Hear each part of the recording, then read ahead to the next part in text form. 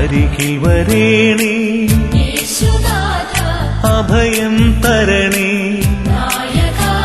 N മാർഗമേ, N ജീവനേ. സന്തോഷത്തോടെ price the Lord, hallelujah. ദൈവതിരുനാമത്തിന് മഹത്വമുണ്ടാകട്ടെ. ഇന്ന് ഈ സന്ധ്യാവേളയിൽ ഇവിടെയുള്ള ദൈവജനങ്ങളോടും കർത്താവിന്റെ ദാസനോടും കൂടി ഒരു കൂട്ടായ്മ ആചരിപ്പാൻ ഒരു സാവകാശം നൽകിയ ദൈവത്തിന് നന്ദിയോടെ സ്തോത്രം ചെയ്യും. ഞാൻ 7-ാമത്തെ വയസ്സിൽ രക്ഷിക്കപ്പെട്ട് 12-ാമത്തെ വയസ്സിൽ മാർത്തമ സ്കൂളിലാണ് ഞാൻ പഠിച്ചത്. സുവിശേഷ ഘോഷണം 1954 ഡിസംബർ മാസം 27-ാം തീയതി തിങ്കളാഴ്ച 1 മണിക്ക് ഞാൻ നടുക്കുള്ള പള്ളി തുറന്ന് പള്ളിയിൽ കയറി പ്രാർത്ഥനയും കൂട്ടായ്മയും ആരംഭിച്ചതാണ്. അതെന്റെ 12-ാമത്തെ വയസ്സിന്റെ തുടക്കമാണ്. കഴിഞ്ഞ 52.25 കൊല്ലം തികഞ്ഞിരിക്കുന്നു. ഞാനൊരു സുവിശേഷകനായി എന്റെ പ്രവൃത്തികൾ മുടങ്ങാതെ പ്രലോഭനങ്ങളും പ്രതികൂലങ്ങളും അഗ്നിപരിശോധനകളും വന്നിട്ടുള്ള സന്ദർഭങ്ങളിലൊക്കെ വിശ്വാസത്തിന്റെ സ്ഥിരനിർണയത്തിൽ പിടിച്ചു നിർത്തിയ കർത്താവിനും അവന്റെ മഹത്വകരമായ നാമത്തിനും ഞാൻ ആദ്യമായി സ്തോത്രം ചെയ്യും. കേരളത്തിലെമ്പാടും ഇന്ത്യയുടെ പല ഭാഗങ്ങളിലും ലോകത്തിന്റെ പല ഭാഗങ്ങളിലുമൊക്കെ ശുശ്രൂഷയോട് ബന്ധപ്പെട്ട് എന്റെ ആയുസ് മുഴുവൻ ചെലവഴിച്ചു. സുവിശേഷകന്റെ പ്രവൃത്തി വിട്ട് ഒരു ദിവസം പോലും ഞാൻ ജീവിച്ചിട്ടില്ല. ലോകപ്രകാരമുള്ള ഒരു കാര്യവും ഇവനെ ഒരു പൊളിറ്റിക്സും ഒന്നും കൂടാതെ എന്റെ ജീവകാലം മുഴുവൻ സുവിശേഷകന്റെ പ്രവൃത്തി ചെയ്ത് എന്റെ വേല തികയ്ക്കുവാൻ ഞാൻ ആഗ്രഹിക്കുന്നു. നിങ്ങൾ അത് ദൈവനിർണയം നിവർത്തിപ്പാൻ മാത്രം പ്രാർത്ഥിക്കുക, അതിനപ്പുറത്തൊന്നും വേണ്ട. നമുക്ക് ദൈവവചനത്തിലേക്ക് കടക്കാം. എനിക്ക് താല്പര്യമുള്ള ഒരു കാര്യം, ദൈവമക്കൾ വന്നാൽ അവർ വചനം പഠിക്കണം, ഗ്രഹിക്കണം, അനുഗ്രഹിക്കപ്പെടണം. 2 വേദവാക്യം വായിക്കാം. ഇവിടെ എന്നോട് ഏത് വിഷയമാണ് സംസാരിക്കുന്നത് കർത്താവിന്റെ ദാസൻ ചോദിച്ചു. നിങ്ങൾക്ക് ഏത് വിഷയം താല്പര്യമുണ്ടെങ്കിൽ ഞാനത് സംസാരിക്കാമെന്ന് പറഞ്ഞു. അങ്ങനെ പറഞ്ഞിരിക്കുകയിൽ കർത്താവിന്റെ വീണ്ടും വരവും തുടർന്നുള്ള വിഷയങ്ങളും വിശ്വാസികളോടുള്ള ബന്ധത്തിൽ ഇവിടെ കൂടിയിരിക്കുന്നതിലധികം അതാണല്ലോ, ആ നിലയിൽ ആ വിഷയം സംസാരിക്കാം അത് എന്ന് വിചാരിച്ച് 3 രാത്രിയേ ഉള്ളല്ലോ. ഇത് വീണ്ടും വരവെന്നൊക്കെ നമ്മൾ കേൾക്കുമ്പോൾ നമ്മൾ വിചാരിക്കുക എന്നാ വീണ്ടും വരവ്, എന്തോ അത്ര കൂടുതൽ പഠിക്കാനാണ്. കർത്താവിന്റെ മടങ്ങി വരവും അനന്തര വിഷയങ്ങളും 58 ക്ലാസ് വരെ വലിയ അറിവില്ലാത്ത ഞാൻ എടുത്തിട്ടുണ്ട്. അത് പിന്നെ ഞാൻ ഈ ദിവസങ്ങളിലൊക്കെ അറിഞ്ഞത് ഇന്റർനെറ്റിലൊക്കെ അതിന്റെ മിക്ക ഭാഗങ്ങളും പോയിട്ടുമുണ്ട്. അപ്പോൾ ലോകമെമ്പാടും അത് കേട്ടവരും അത് അറിഞ്ഞവരും പഠിച്ചവരും ഒക്കെ ഇട്ടിട്ട് ഞാനൊന്നും ഇട്ടിട്ടില്ല. ദൈവവചനത്തിന്റെ പഠനത്തിന് ഇരിക്കുമ്പോഴേ അറിയത്തുള്ളൂ വല്ലതും പഠിക്കാനുണ്ടോ എന്ന്. നമ്മുടെ ജോലി കാര്യങ്ങൾ മാത്രം പോയാൽ പോരാ, ദൈവത്തിന്റെ വചനവും അതിലെ സത്യങ്ങളും ദൈവദാസൻ ഓർപ്പിച്ചതുപോലെ അത് പഠിക്കുകയും മറ്റുള്ളവരെ അറിയിക്കുകയും ചെയ്യുവാൻ നമ്മൾ ശ്രദ്ധരായിരിക്കണം. 2 വാക്യങ്ങൾ നമുക്ക് ആദ്യമായി വായിക്കാം. ഏതിനൊരു അടിസ്ഥാനമുണ്ടല്ലോ. പഴയ നിയമത്തിൽ നിന്ന് ഹഗായി പ്രവചനം 2-ാം അധ്യായത്തിന്റെ 6-7 വാക്യങ്ങളും പുതിയ നിയമത്തിൽ നമ്മുടെ വാഴ്ത്തപ്പെട്ട കർത്താവ് അരുളി ചെയ്തതായ ലൂക്കോസ് സുവിശേഷം 21-ാം അധ്യായത്തിന്റെ 25-26 വാക്യങ്ങളും ആദ്യവേളയിൽ വായിച്ചുകൊണ്ട് ഇന്നു രാത്രിയിലത്തെ ശുശ്രൂഷയ്ക്ക് അടിസ്ഥാനമായ വേദവാക്യങ്ങൾ നമുക്ക് തുടരാം. വായിച്ചാട്ട് ഹഗ്ഗായി 2-ാം അധ്യായം 6-7 വാക്യങ്ങൾ പറയേണ്ടി വന്നാൽ വീണ്ടും വീണ്ടും പറയാം. നമ്മൾ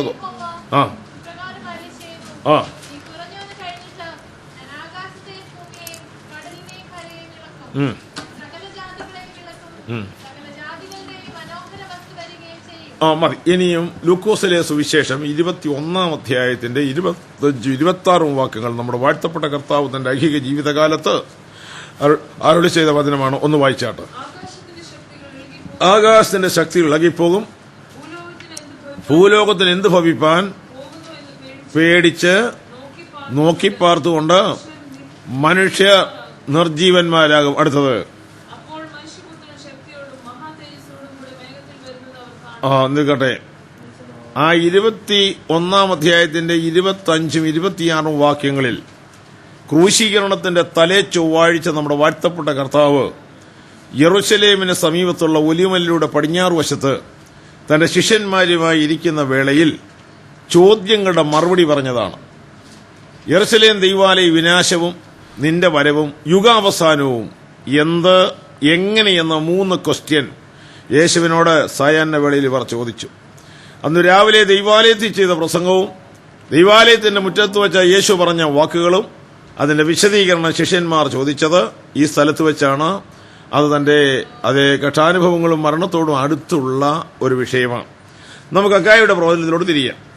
പഴയ നിയമ പ്രവാചകന്മാരിൽ ചെറിയ പ്രവാചകന്മാരിൽ അതിശ്രേഷ്ഠനായിരുന്ന ഹഗ്ഗായി പ്രവാചകൻ പറഞ്ഞ ആ പ്രവചനത്തില് വളരെ അർത്ഥവത്തായ ഈ യുഗത്തിന്റെ സമാപ്തിയുടെ സകല വിഷയങ്ങളെയും അടക്കി അതിനെ മുഴുവൻ ക്രോഡീകരിച്ചുകൊണ്ടാണ് അദ്ദേഹത്തിന്റെ ഈ പ്രവചനം. നമുക്ക് ആ വാക്യം മാത്രം എടുക്കാൻ അതിനുപോലും സമയമില്ല. എന്നാ അദ്ദേഹം പറഞ്ഞത്? ഇനി കുറഞ്ഞു എന്ന് കഴിഞ്ഞിട്ട്, അഥവാ എബ്രായ ലേഖനക്കാരന്റെ ഭാഷയിൽ പറയാം, അന്ത്യകാലത്ത് നാം വന്നിരിക്കുന്ന ഈ അന്ത്യകാലം ഈ യുഗത്തിന്റെ അവസാനമാണ്. അപ്പോൾ കുറഞ്ഞു എന്ന് കഴിഞ്ഞിട്ട് ദൈവം അന്ന് ചെയ്യാൻ പോകുന്ന കാര്യമല്ല, അന്ന് ചെയ്ത കാര്യമല്ല. കുറഞ്ഞെന്ന് കഴിഞ്ഞെന്ന് പറഞ്ഞാൽ നമ്മുടെ ഈ കാലത്തെക്കുറിച്ചാണ് അന്ന് പറഞ്ഞത്. കുറഞ്ഞെന്ന് കഴിഞ്ഞിട്ട് ദൈവം എന്താ ചെയ്യുന്നത്? ഞാൻ ആകാശത്തെ ഇളക്കും, ഞാൻ ഭൂമിയെ ഇളക്കും, കടലിനെ ഇളക്കും, കരയെ ഇളക്കും, സകല ജാതികളെയും ഇളക്കി മറിക്കും. 5 കാര്യങ്ങൾ.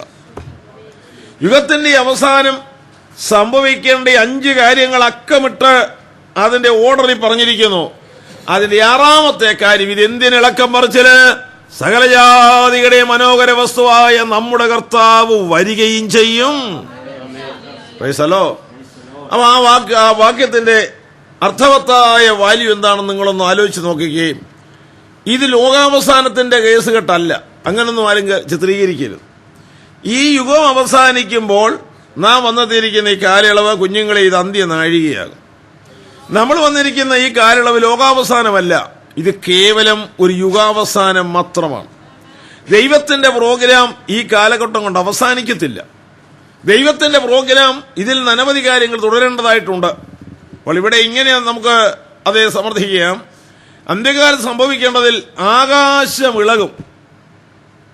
കുറഞ്ഞ പക്ഷം നടക്കുന്ന കാര്യങ്ങൾ നിങ്ങളുടെ മനസ്സിൽ നിന്ന് പിടിച്ചു നിർത്തിക്കുക. ആകാശത്തെ ഇളക്കും, ഭൂമിയെ ഇളക്കും, കടലിനെ ഇളക്കും, കരയെ ഇളക്കും, പോരാ സകല ജാതികളെയും ഇളക്കി മറിക്കും. 5 കാര്യങ്ങൾ. ഇതെന്തിനു വേണ്ടിയാ? അടുത്ത കാര്യം, പ്രധാന നമ്മുടെ സബ്ജക്റ്റ് അതാണ്. സകല ജാതികളുടെ മനോഹര വസ്തുവായ നമ്മുടെ കർത്താവ് മടങ്ങി വരികയും ചെയ്യും. ഇന്ന് ദൈവമക്കൾ കാത്തിരിക്കുന്ന കർത്താവിന്റെ വരവാണ്. ആ വരവിന് മുമ്പ് നടക്കേണ്ട കാര്യമാണ് ഇവിടെ പ്രവാചകൻ മുന്നറിയിപ്പ് നൽകിയിരിക്കുന്നത്.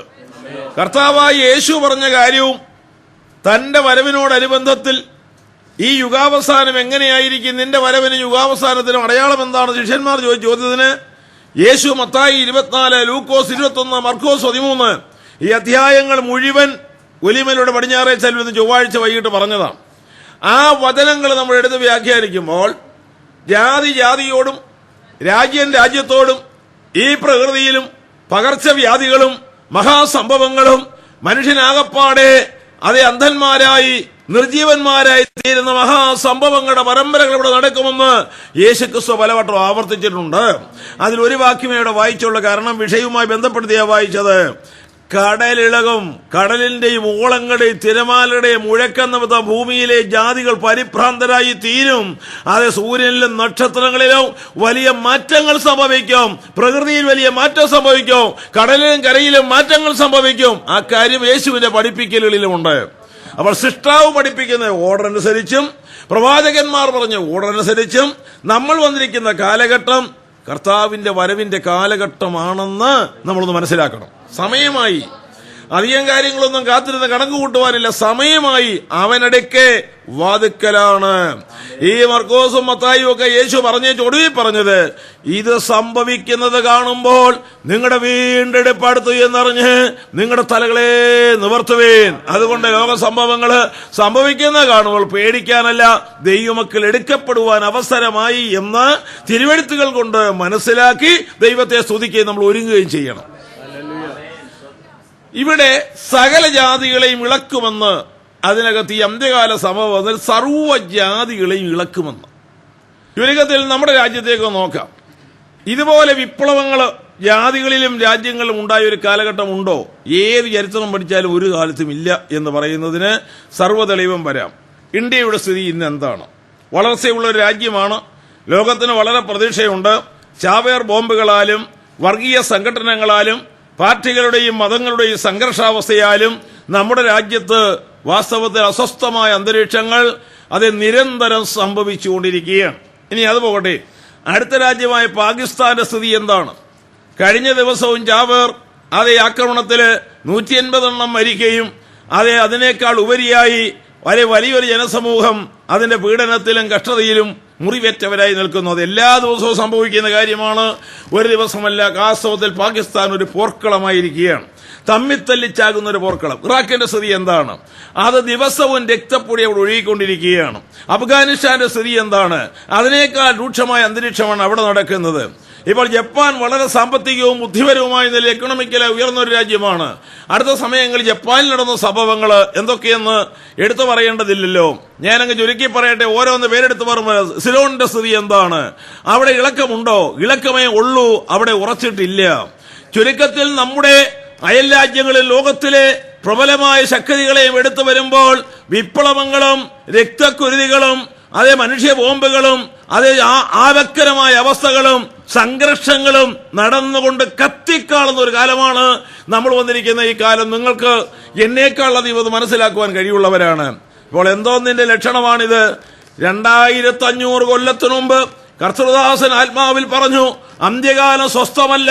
സാമ്പത്തികവും ശാസ്ത്രീയമായും വാനശാസ്ത്രവും സൗന്ദര്യശാസ്ത്രവും മറ്റെല്ലാ ശാസ്ത്രവും പുരോഗമിക്കുന്നു. പക്ഷേ മനുഷ്യൻ അധോഗതിയിലേക്കും അധപ്പതനത്തിലേക്കും സംഘർഷാവസ്ഥയിലേക്കും മാറുന്ന അന്ത്യകാലം സകല രാജ്യങ്ങളിലും മതങ്ങളിലും ഇത് വന്നു ഭവിക്കുമെന്ന് എഴുതിയ വചനത്തിന് വല്ല തെറ്റുമുണ്ടോ? എല്ലായിടത്തും അതുതന്നെ സംഭവിക്കുന്ന കാണുമ്പോൾ നിങ്ങൾ എന്ത് വിചാരിക്കണം? നമ്മുടെ കർത്താവിന്റെ വരവിന്റെ മുന്നോടിയായി നടക്കണ ഇളക്കപരുക്കങ്ങൾ കാണുമ്പോൾ പരിഭ്രാന്തരാകരുത്. നമ്മുടെ വീട് ഇവിടെയല്ല, നമ്മുടെ വീട്ടിലെത്തുവാൻ നാം ഒരുക്കമുള്ളവരായി നമ്മുടെ നിലവാരങ്ങളെ മനസ്സിലാക്കണം. സകല ജാതികളെ ഇളക്കിക്കഴിഞ്ഞു, സകല ജാതികൾ ഇളകിമറിയുന്നു.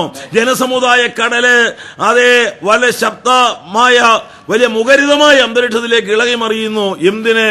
എന്റെ കർത്താവ് വരാറായി. എല്ലാ വിശ്വാസിയും മനസ്സിൽ കുറിക്കണം, വരവിന്റെ മുന്നോടിയായി നടക്കുമെന്ന് പറഞ്ഞ പ്രവചനങ്ങൾ 100 കണക്കിനുണ്ട്. അതെല്ലാം കൃത്യനിവൃത്തിയിലേക്ക് വന്നിരിക്കുകയാണ്. പിന്നീട് അവിടെ പറഞ്ഞിരിക്കുന്ന ശ്രദ്ധിക്കേണ്ട ഒരു കാര്യം, കടലിനെ ഇളക്കും. ആകാശം, ഭൂമി, കടല്, കര, ഇതെല്ലാം ഓരോന്നും എടുത്തു പറയണമെങ്കിൽ അതിന് തന്നെ 3 ദിവസം വേണം. അപ്പൊ സൂചന മാത്രം പറഞ്ഞു വിടുകാൻ എനിക്കിപ്പോ നിവർത്തിയുള്ളൂ. ഈ കടലിളകുമെന്ന് പറഞ്ഞാൽ എന്താ? നമ്മളധികം ശ്രദ്ധിക്കാറില്ലാത്തൊരു കേസാണ്. ഈ കടലിനെ കൊണ്ട് ദൈവത്തിന് എന്ത് ചെയ്യാൻ കഴിയും? ദൈവമല്ലോ അതിനെക്കൊണ്ട് ജയിച്ചിട്ടുണ്ടോ? ആ വിഷയത്തെക്കുറിച്ച് കൂടുതൽ പഠനത്തിന് നമ്മൾ പോകുകയില്ല. എന്നാൽ ഞാൻ ചില കാര്യങ്ങൾ നിങ്ങളെ അല്പം ഒന്ന് ഓർപ്പിക്കാൻ പോകും. ഈ ഭൂമിയുടെ ഉപരിതലം അളന്ന് പരിശോധിച്ചാൽ 3/4 ജലമാണ്, ജലഭാഗമാണ്. 4/1 ഉള്ളു കര.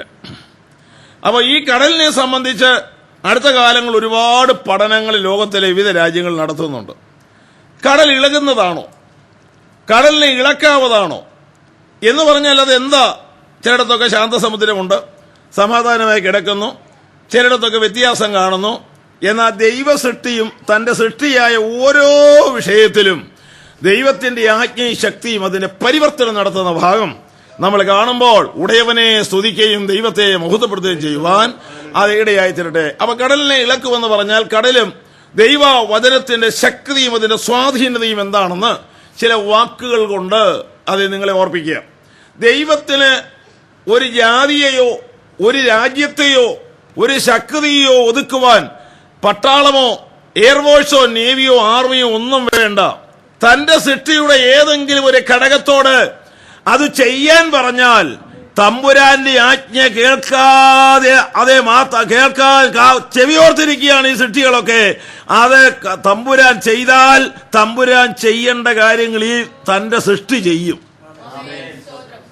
ഞാൻ 4000 കൊല്ലം മുമ്പുള്ള എവിഡൻസുകൾ എടുക്കാൻ പോകണം. ഇതൊക്കെ ശാന്തമായി ഇരുന്ന സമയമെടുത്ത് പഠിപ്പിച്ചാൽ ഒത്തിരി കാര്യങ്ങൾ ഇലാബറേറ്റ് ചെയ്യാം. പക്ഷെ അതല്ലാത്തതുകൊണ്ട് ചില റെഫറൻസ് തന്ന് അങ്ങോട്ട് തെളിവ് തന്നു പോവുകയുള്ളൂ. യോബിന്റെ പുസ്തകമാണ് ആദ്യം എഴുതുന്ന വേദശാസ്ത്രയുടെ അഭിപ്രായം. അബ്രഹാമിനെ കുറിച്ചും മോശയെക്കുറിച്ചും ന്യായപ്രമാണത്തെക്കുറിച്ചും ഒന്നും അതിനകത്തില്ല. അപ്പൊ ആ കാലഘട്ടത്തിനൊക്കെ മുമ്പാണ് ഈ പുസ്തകം എഴുതിയെന്ന് ഭൂരിപക്ഷം എഴുത്തുകാരും ശാസ്ത്രജ്ഞന്മാർ സമ്മതിക്കുന്നു. എങ്ങനെ ഇരിക്കട്ടെ, ആ പുസ്തകത്തിന്റെ 12-ാം അധ്യായത്തിന്റെ 15-ാം വാക്യം, യോബ് 12-ലെ 15-ാം വാക്യം നിങ്ങൾ വായിക്കണം. വായിച്ചാട്ടത്.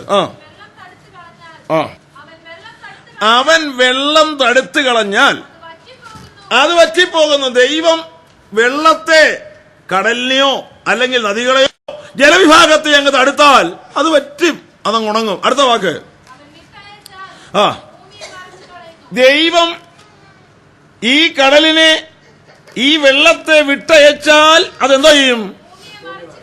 ഭൂമിയെ മറിച്ചു കളവാൻ ഈ വെള്ളത്തിന് ദൈവം ആജ്ഞ കൊടുത്താൽ മതി. 25,000 ചുറ്റളവുള്ളതായ ഈ ഭൂഗോളത്തെ മറിക്കുവാൻ ബോംബൊന്നും വെക്കണ്ട.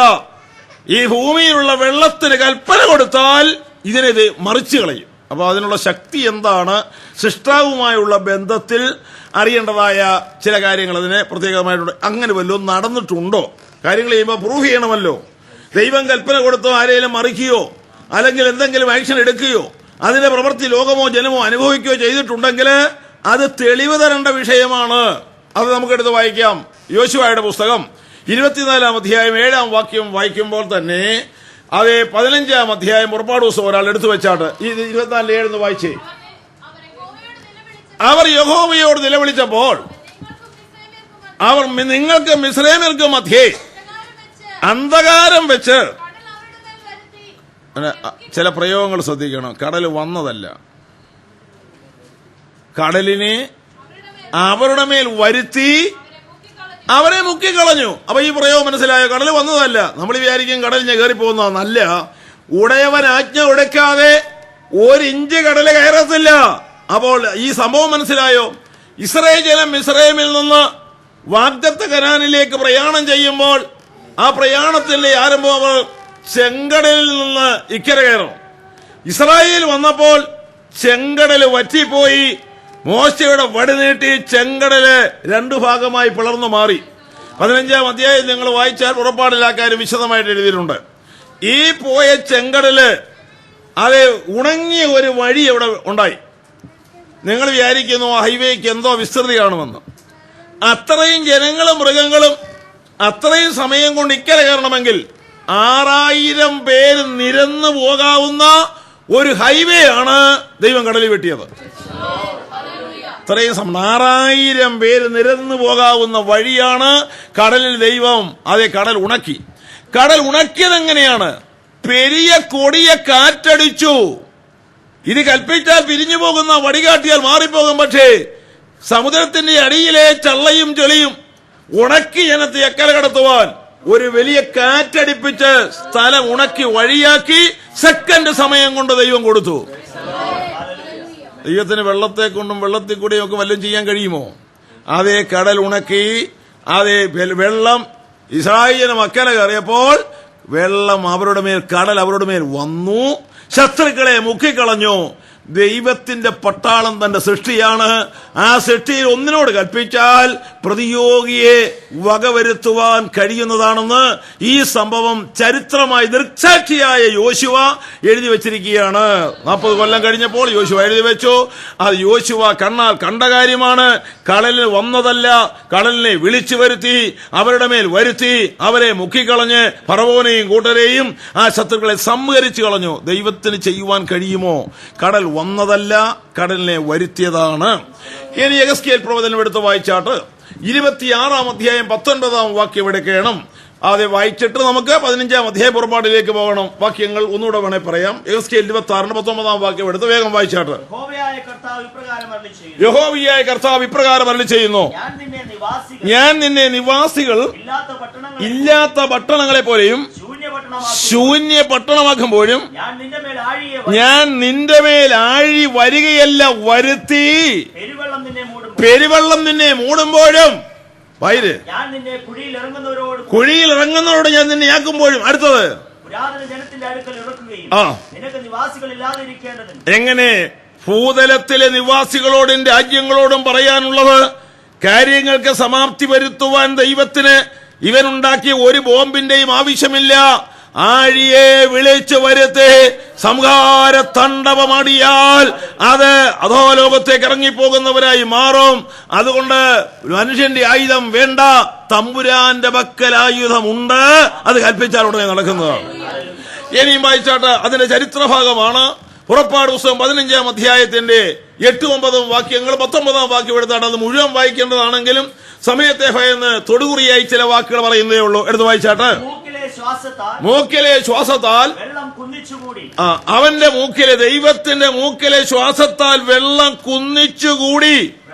തമ്പുരാൻ സ്വർഗത്തിൽ ഇരുന്നുകൊണ്ട് മേപ്പെട്ടൊരു ശ്വാസം പിടിച്ചാൽ ഈ ഭൂമിയിലുള്ള കടലും വെള്ളവുമെല്ലാം കൂടെ ഗോവേണി പോലെ മേപ്പെട്ട് പോയി തൂണ് പോലെ നിൽക്കും. ഞാൻ തെളിവുകൾ പുറകെ തരാം. അപ്പോൾ ദൈവം ശ്വാസം പിടിച്ചാൽ ഇത് മുഴുവൻ മേപ്പെട്ട് വലിക്കും. അത് അങ്ങ് ചെല്ലാനൊക്കെ ഉള്ളൂ, അത്രയ്ക്കുള്ളതേ ഉള്ളൂ. ഇതെല്ലാം കൂടെ ആ ദൂരമൊക്കെ പഠിച്ചു കഴിഞ്ഞാൽ. അടുത്ത വാക്ക് വായിച്ചേ കുഞ്ഞെ. പ്രവാഹങ്ങൾ ചിറ പോലെ നിന്നു എന്ന് പറഞ്ഞാൽ കടലിനെ ഭയിച്ചപ്പോൾ അത് ചിറ പോലെ, മതിൽ പോലെ നിന്നു. അടുത്ത വാക്ക്. അത് ചില പഠിക്കേണ്ട ഒരു വാക്കാ. ആഴികളുടെ ആഴങ്ങൾ കടലിന്റെ ഉള്ളിൽ ഉറച്ചുപോയി. നമ്മൾ ഈ ഉപരിതലത്തിലെ കടലല്ലേ കാണുന്നുള്ളൂ.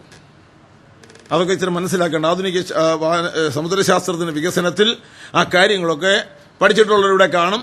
നമ്മൾ പഠിക്കേണ്ടതായ കാര്യമോ അതിന്റെയൊക്കെ റിസർച്ചൊക്കെ അധികം നടന്നുകൊണ്ടിരിക്കുന്ന കാര്യമോ. അപ്പോൾ കടലെ ആഴങ്ങളുടെ ആഴങ്ങളിൽ സംഗ്രഹിക്കപ്പെട്ടിരിക്കുന്ന ഈ കടൽ എന്താണ്? 33-ാമത്തെ സങ്കീർത്തനം 7-ാം വാക്യം വായിച്ചാട്ട്. അതിന്റെ അർത്ഥം മനസ്സിലാക്കേണ്ടതും ആവശ്യമാണല്ലോ. ഒന്ന് വായിച്ചാട്ടെ. അവൻ സമുദ്രത്തിലെ വെള്ളത്തെ, അതേ ആ പുറപ്പാടിലും പറഞ്ഞ സമുദ്രത്തിലെ വെള്ളത്തെ കുന്നിച്ചു കൂട്ടുന്നു. ഇത് കൂമ്പാരമായി കൂട്ടുന്നു. മനുഷ്യന് വെള്ളം കൂമ്പാരമായി കൂട്ടാൻ കഴിയുമോ? ദൈവം വെള്ളത്തെ സമുദ്രത്തെ വിളിച്ച് കൂമ്പാരമായി കൂടാൻ പറഞ്ഞാൽ അതങ്ങനെ തന്നെ സംഭവിച്ചിരിക്കും. കൂട്ടുന്നു. അടുത്ത വാക്ക്. അവൻ, നിന്നെ ശ്രദ്ധിക്കൂ, ആഴികളുടെ ആഴങ്ങളിൽ ഉറച്ചുപോയ ആഴികൾ എന്താണ്? അവൻ ആഴികളെ ഭണ്ഡാരഗൃഹങ്ങളിൽ ഡിപ്പോസിറ്റ് ചെയ്ത് വെക്കുന്നു. ആഴികളുടെ ആഴങ്ങളിൽ ആഴികളെ ഭണ്ഡാരഗൃഹങ്ങളിൽ സൂക്ഷിച്ചു വെക്കുന്നു. ഇതെന്തുവാ? നമ്മൾ ഉപരിതലമല്ലേ കാണുന്നത്?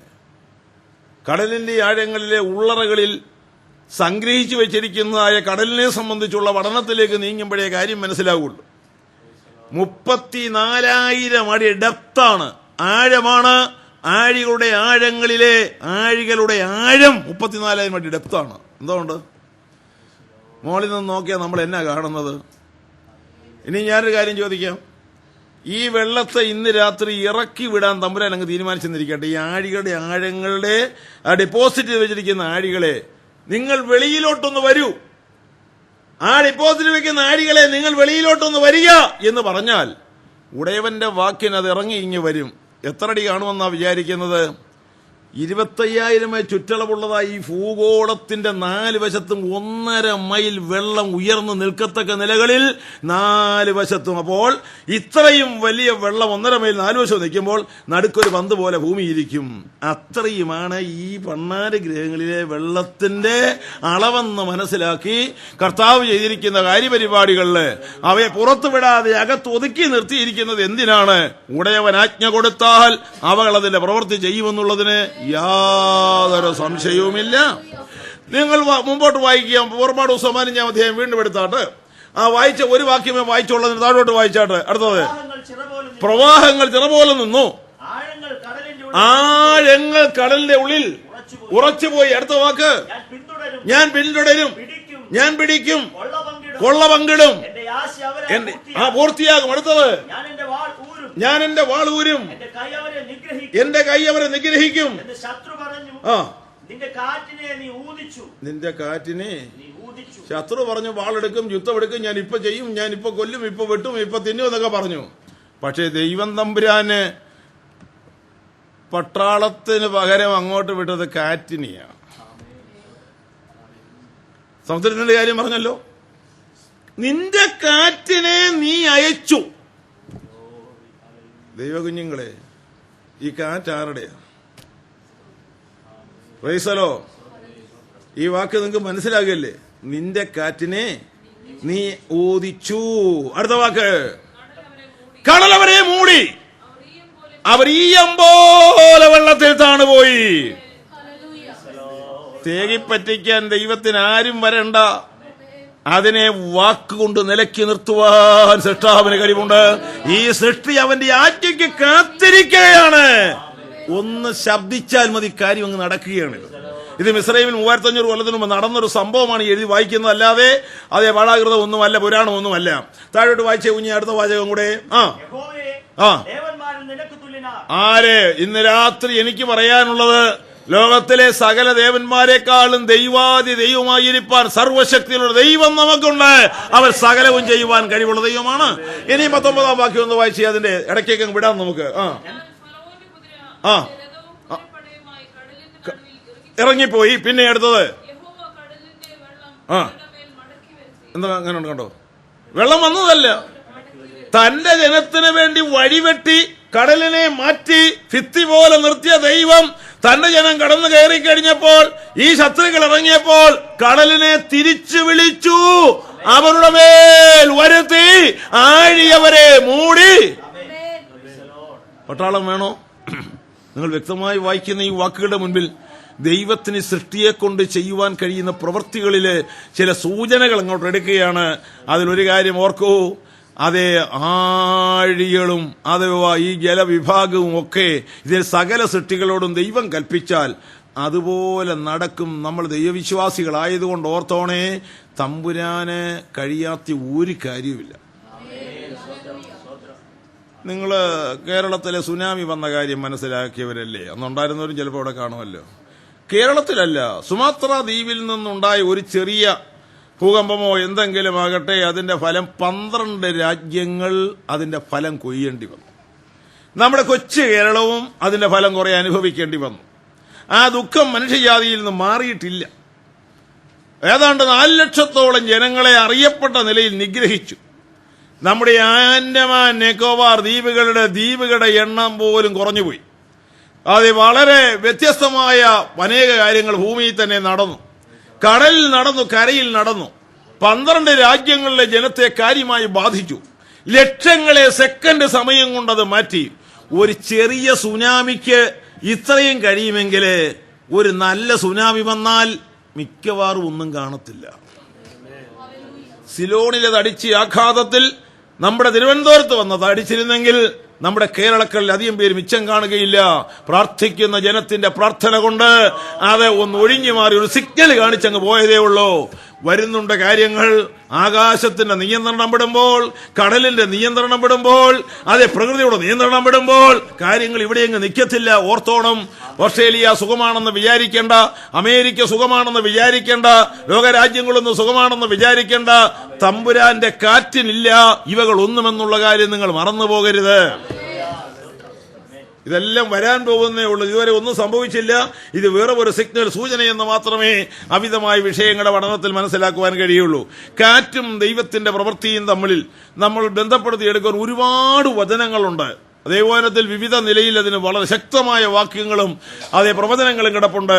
എനിക്ക് ആ മേഖലയൊന്ന് പിടിച്ച് നിങ്ങളുടെ മധ്യത്തിൽ ഒന്ന് കൊണ്ടുതരുവാൻ നിവൃത്തിയില്ലാത്തതിൽ ഞാൻ ദുഃഖിക്കുന്നതൊക്കെ പോയി കഴിഞ്ഞാൽ അതേ വളരെ അങ്ങ് പോയി പോകുമെങ്കിൽ ഒന്ന് സഭാപ്രസംഗങ്ങളുടെ പുസ്തകം 1-ാം അധ്യായം എന്നെടുത്താട്ട് അതിന്റെ 6-7 വാക്യങ്ങൾ നിങ്ങൾ ദയവ് ചെയ്തൊന്ന് വായിച്ചാട്ട്. സഭാപ്രസംഗം 1-ാം അധ്യായത്തിന്റെ 6-7 വാക്യങ്ങൾ ഒന്ന് ശ്രദ്ധിച്ച് വായിച്ചാട്ട്.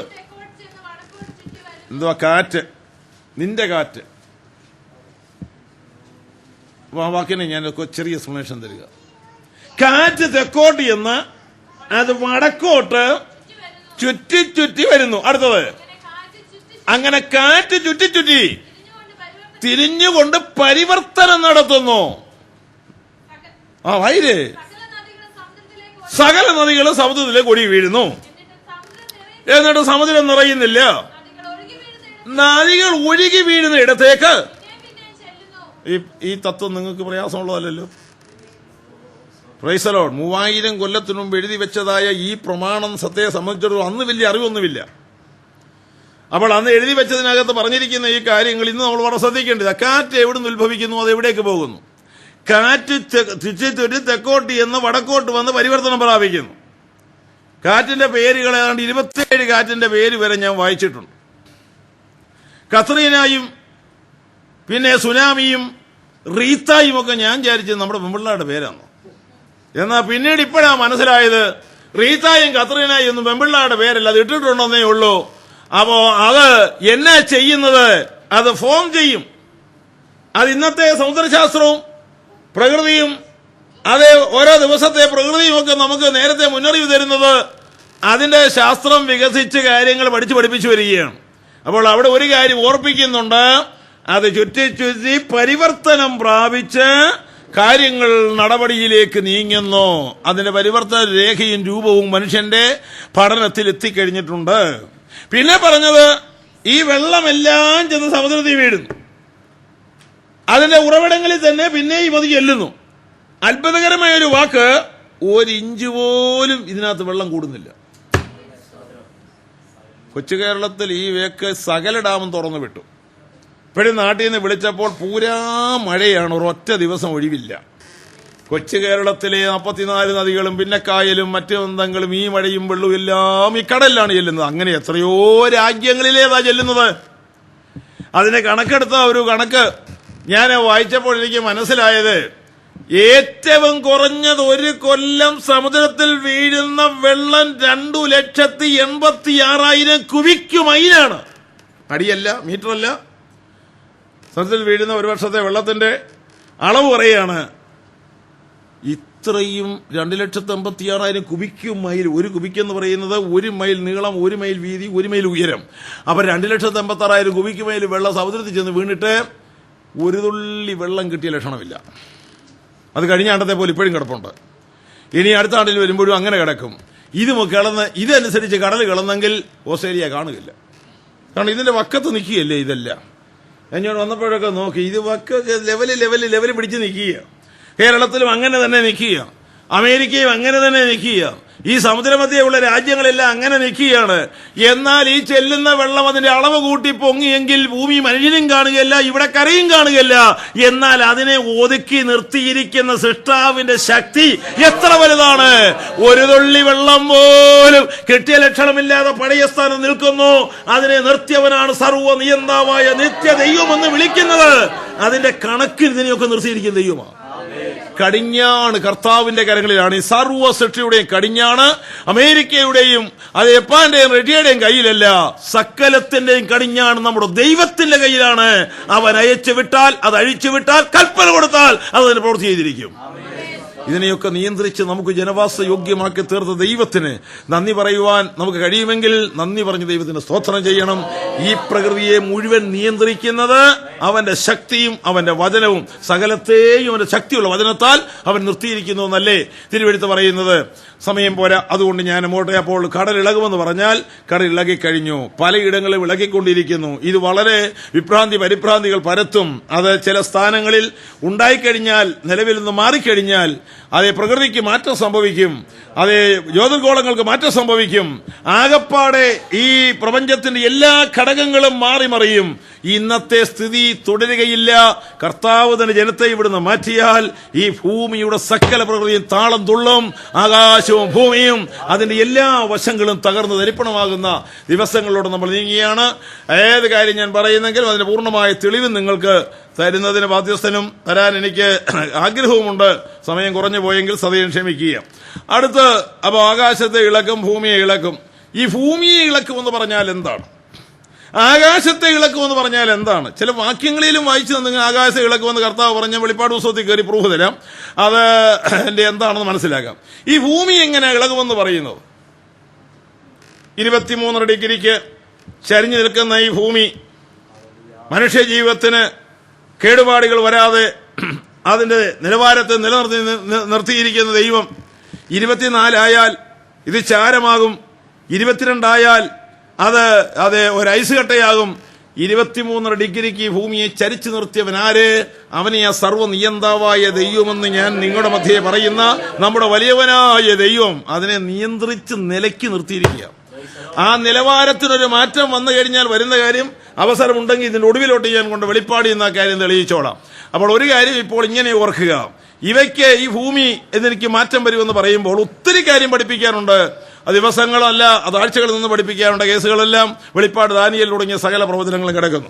എങ്കിൽ ഒരു വാക്യം വായിച്ചോട്ടെ. യെശയ്യാവ് 24:17 വാക്യം വായിച്ചാട്ട് ഈ ഭൂമി ഇളകുമെന്ന് പറഞ്ഞാൽ ഏതാണ് അതിനുപയോഗിക്കാവുന്ന ഒരു ഭാഷ, മനസ്സിലാകാവുന്ന ഭാഷ എന്താണെന്ന് യെശയ്യാവ് 24:17 മുതൽ നിർത്തി എന്ന് വായിച്ചാട്ട് ഭൂമിക്ക് അതേ തുടർന്ന് അത് സംഭവിപ്പാൻ പോകുന്ന സംഭവ വികാസങ്ങളുടെ വ്യക്തതയെ വ്യക്തമാക്കുന്ന യെശയ്യാവിന്റെ പ്രവചനമാണത്. വായിച്ചാട്ട്.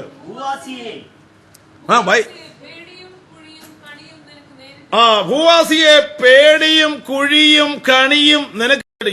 പിന്നെ ക്രിസ്ത്യാനിയെന്നാണോ വിളിച്ച്, മുസ്ലിമെന്നാണോ വിളിച്ച്, ഹിന്ദു എന്നാണോ വിളിച്ച്? വെള്ളം കുടിച്ചും വായു ശ്വസിച്ചും ഈ മണ്ണ് ജീവിക്കുന്ന സകല മനുഷ്യനെയും ദൈവം കാണുന്നത് ഒന്നായിട്ടാണ്. ഉപയോഗിച്ചതെല്ലാം കോമൺ യൂസേജ് ആണ്, അല്ലാതെ പ്രത്യേകിച്ച് ഒരു പാർഷ്യാലിറ്റി ഒന്നും ഇതിനകത്ത് കാണുന്നില്ല. ഭൂവാസിയെ, ഇവിടെ ജീവിക്കുന്ന മനുഷ്യ, നീ അറിയണമേ, ഇതൊന്നും സ്ഥിരമല്ല, ഇതിനൊക്കെ മാറ്റം വരാൻ പോകുകയാണ്. വായിച്ചാട്ട് കുഞ്ഞെ, ആ വാക്യം ഒന്ന് വായിച്ചേ. പേടി കേട്ട് ഓടിപ്പോകുന്നവൻ കുഴിയിൽ വീഴും, കുഴിയിൽ നിന്ന് കയറുന്നവൻ കണിയിലകപ്പെടും. ഉയരത്തിലെ കിളിവാതിലുകൾ, റഷ്യയുടേതും അമേരിക്കയുടെയും ചൈനയുടെയും പാകിസ്ഥാന്റെയും അല്ല, ഉയരത്തിലെ കിളിവാതിലുകൾ ന്യായവിധിക്കായി തുറക്കുമ്പോൾ ഭൂമിയുടെ അടിസ്ഥാനം ഇളകിമറിയും.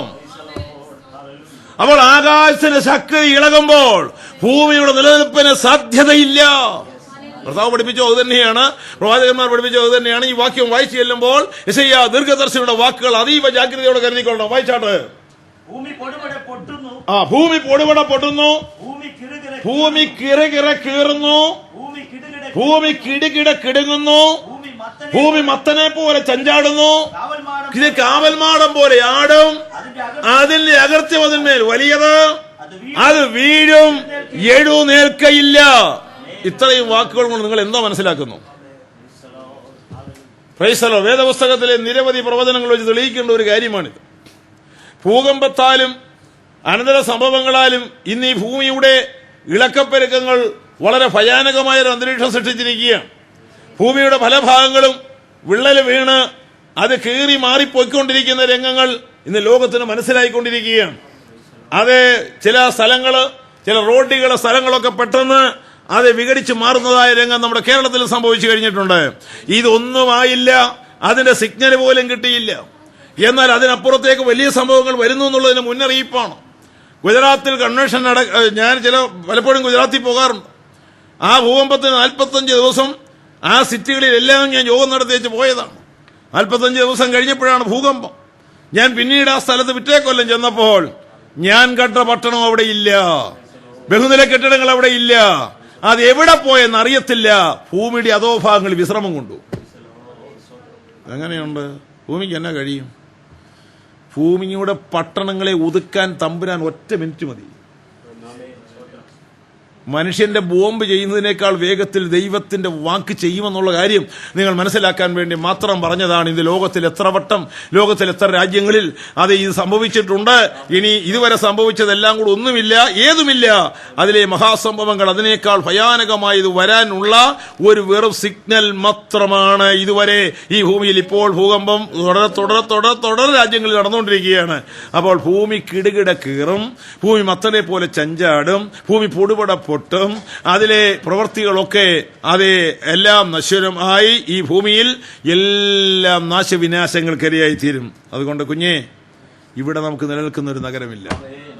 ഇവിടെ വന്നിരിക്കുന്ന നിങ്ങളോട് ഞാൻ പറയുന്നു, ഇത് നിലനിൽക്കുമെന്ന് വിചാരിക്കല്ലേ. ഓസ്ട്രേലിയ നിലനിൽക്കുന്നതല്ല, അത് ഏഷ്യ നിലനിൽക്കുന്നതല്ല, ലോകത്തിലെ ഒരു രാജ്യവും നിലനിൽക്കുന്നതല്ല.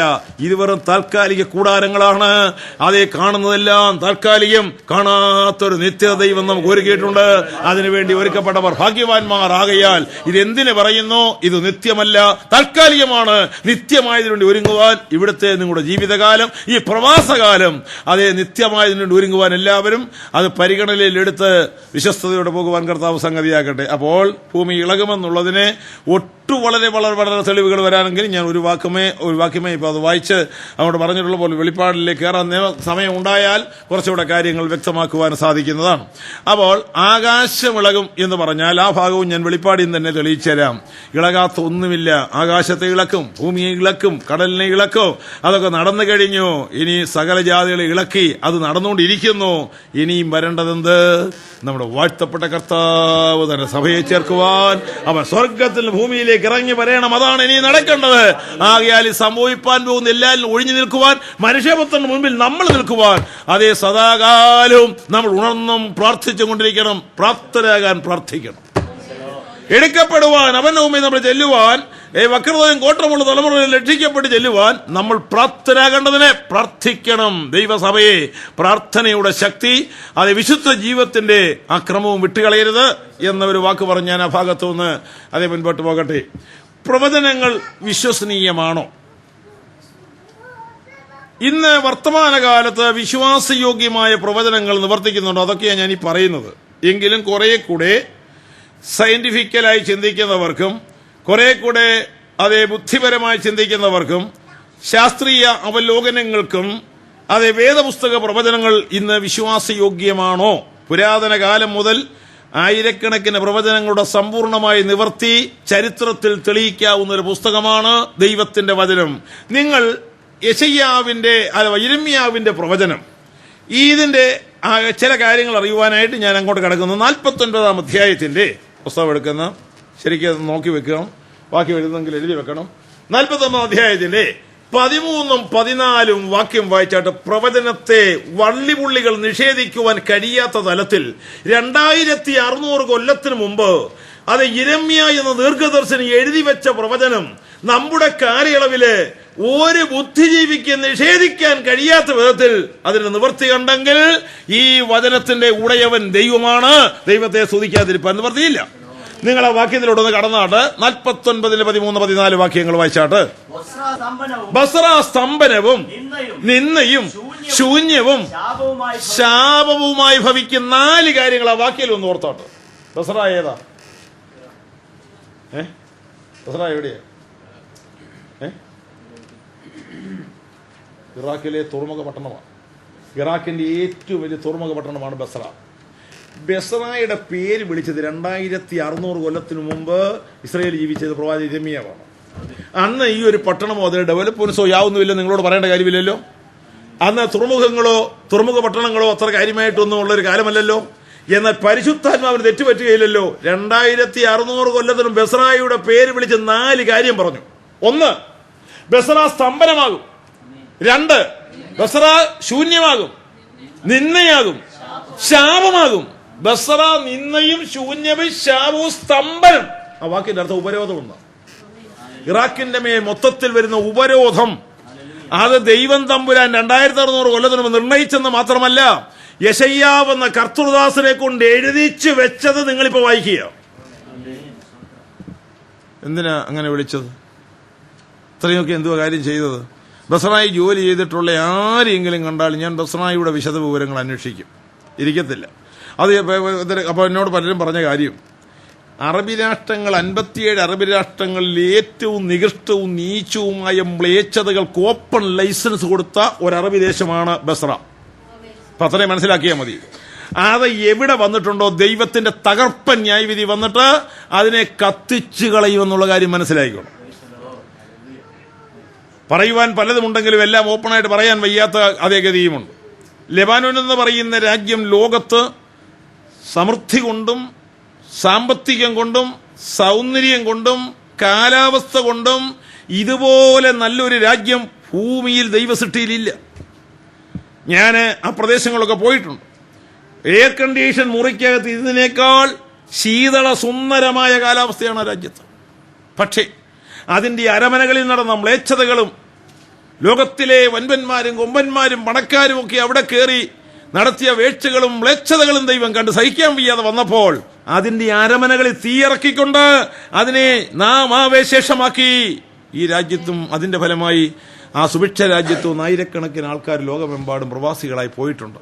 വിശദീകരിക്കാൻ ഞാൻ ബുദ്ധിമുട്ടുന്നു. അതുകൊണ്ട് മ്ലേച്ഛത എവിടെയുണ്ടോ, പാപം എവിടെയുണ്ടോ, യഹോവയായ കർത്താവിൻ ദൃഷ്ടി അതിന്മേലിരിക്കുന്നു, ഭൂതലത്തിൽ നിന്നതിനെ നീക്കിക്കളയുമെന്നാണ്. സംശയമുണ്ടെങ്കിൽ ആമോസിന്റെ പ്രവചനം 9-8 വാക്യം ഒന്ന് വായിച്ചു നോക്ക്. ഇത് ഓസ്ട്രേലിയയുടെ വിഷയവുമാണ്, നമ്മുടെ രാജ്യത്തിന്റെ വിഷയവുമാണ്. പാപം അതിന്മേൽ വർദ്ധിച്ചു വന്നാൽ ദൈവം ചെയ്യാൻ പോകുന്ന കാര്യം മുന്നമേ നിങ്ങൾ അറിയാതിരിക്കരുത്. വായിച്ചേ 9:8.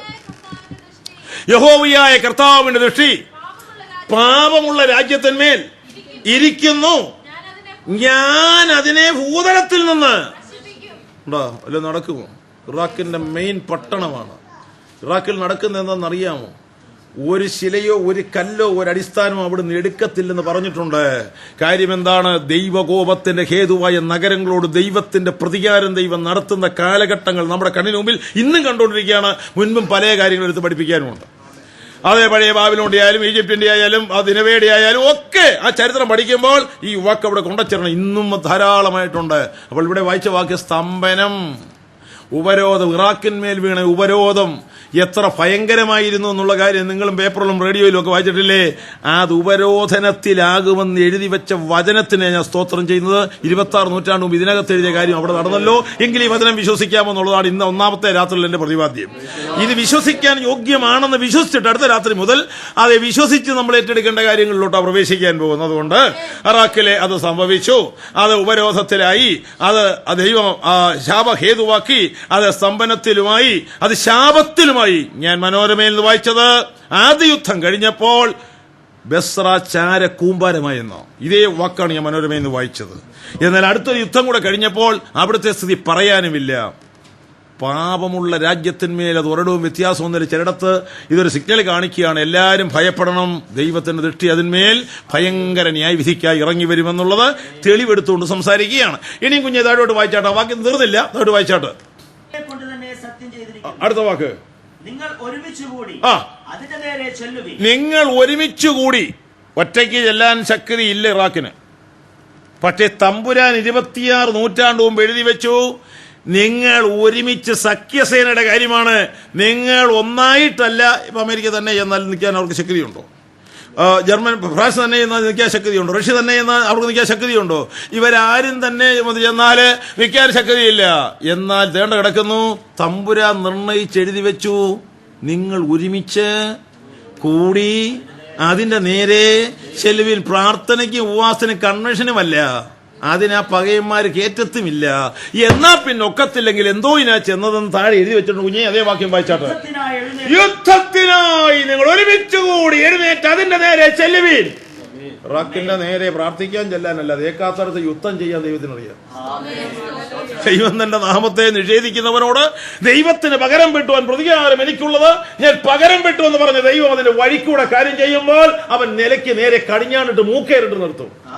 അപ്പോൾ ഈ സഖ്യസേന എന്ന വാക്ക് അത് തിരുവെഴുത്തിലൂടെ വായിക്കുമ്പോൾ അതിനെ യുദ്ധത്തിന് ചെന്ന സഖ്യസേന ഒരുമിച്ച് ചെല്ലാൻ ആജ്ഞ കൊടുത്തത് UN അല്ല, സ്വർഗത്തിലെ ദൈവമാണ്. ലോക ചരിത്രത്തിൽ ഇവരെല്ലാം കൂടെ ഒന്നിച്ചു കൂടുന്ന പ്രശ്നം ഉദിക്കുന്നില്ലെങ്കിലും ഈ കാര്യത്തിന് ഈ എഴുതി വെച്ച വചനപ്രകാരം നടന്നു എന്നതിന് നമ്മൾ സാക്ഷികൾ. എനിക്ക് ഈ വിഷയം വചനം നിഷേധിക്കാൻ സാധ്യമല്ല, അത് 100% സത്യമാണ്. ഇന്നത്തെ സ്ഥിതി വെച്ച് തെളിയിക്കുകയാണ് ഇപ്പോഴത്തെ എന്റെ പോർഷൻ. അടുത്ത വാക്ക് വായിച്ചാട്ട് കുഞ്ഞെ. അടുത്തത്, എന്നിങ്ങനെ വിളിച്ചു പറവാൻ ഒരു ദൂതനെ ജാതിയുടെ അടുക്കലേക്ക് അയച്ചിരിക്കുന്നു എന്നൊരു വർത്തമാനം ഞാൻ യഹോവയെങ്കിൽ നിന്ന് കേട്ടു. യഹോവയിൽ നിന്നാണോ നമ്മൾ കേട്ടത്? ലോകം കേട്ടതല്ല, UN മുഖാന്തരമാണ്.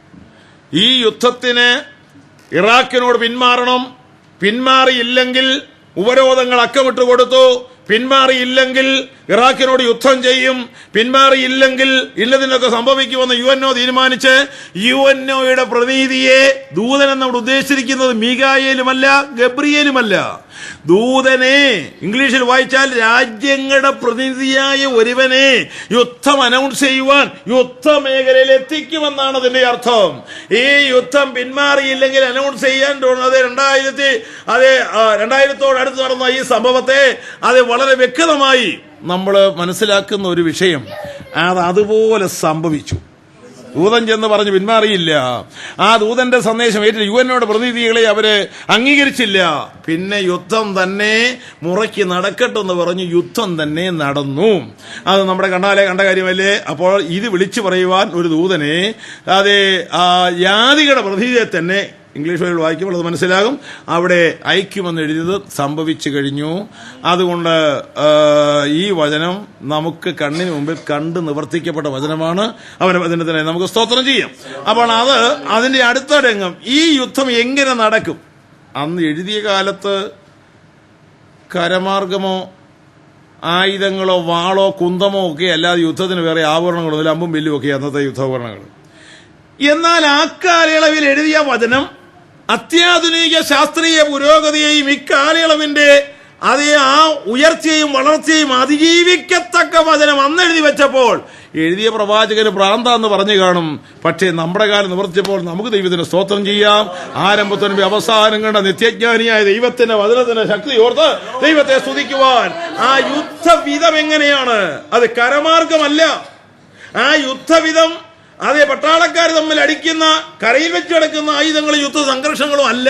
പിന്നെ കേട്ടാട്ട് അതിന്റെ 21, 22 അധ്യായ വാക്യങ്ങള്, ഈ 49-ന്റെ 21, 22 വാക്യങ്ങള് എങ്ങനെ എവിടെ വെച്ച് ഈ യുദ്ധം നടക്കുമെന്ന് പോലും അന്ന് എഴുതി വെച്ചിരുന്നു. ഓക്കെ, വായിച്ചാട്ട്.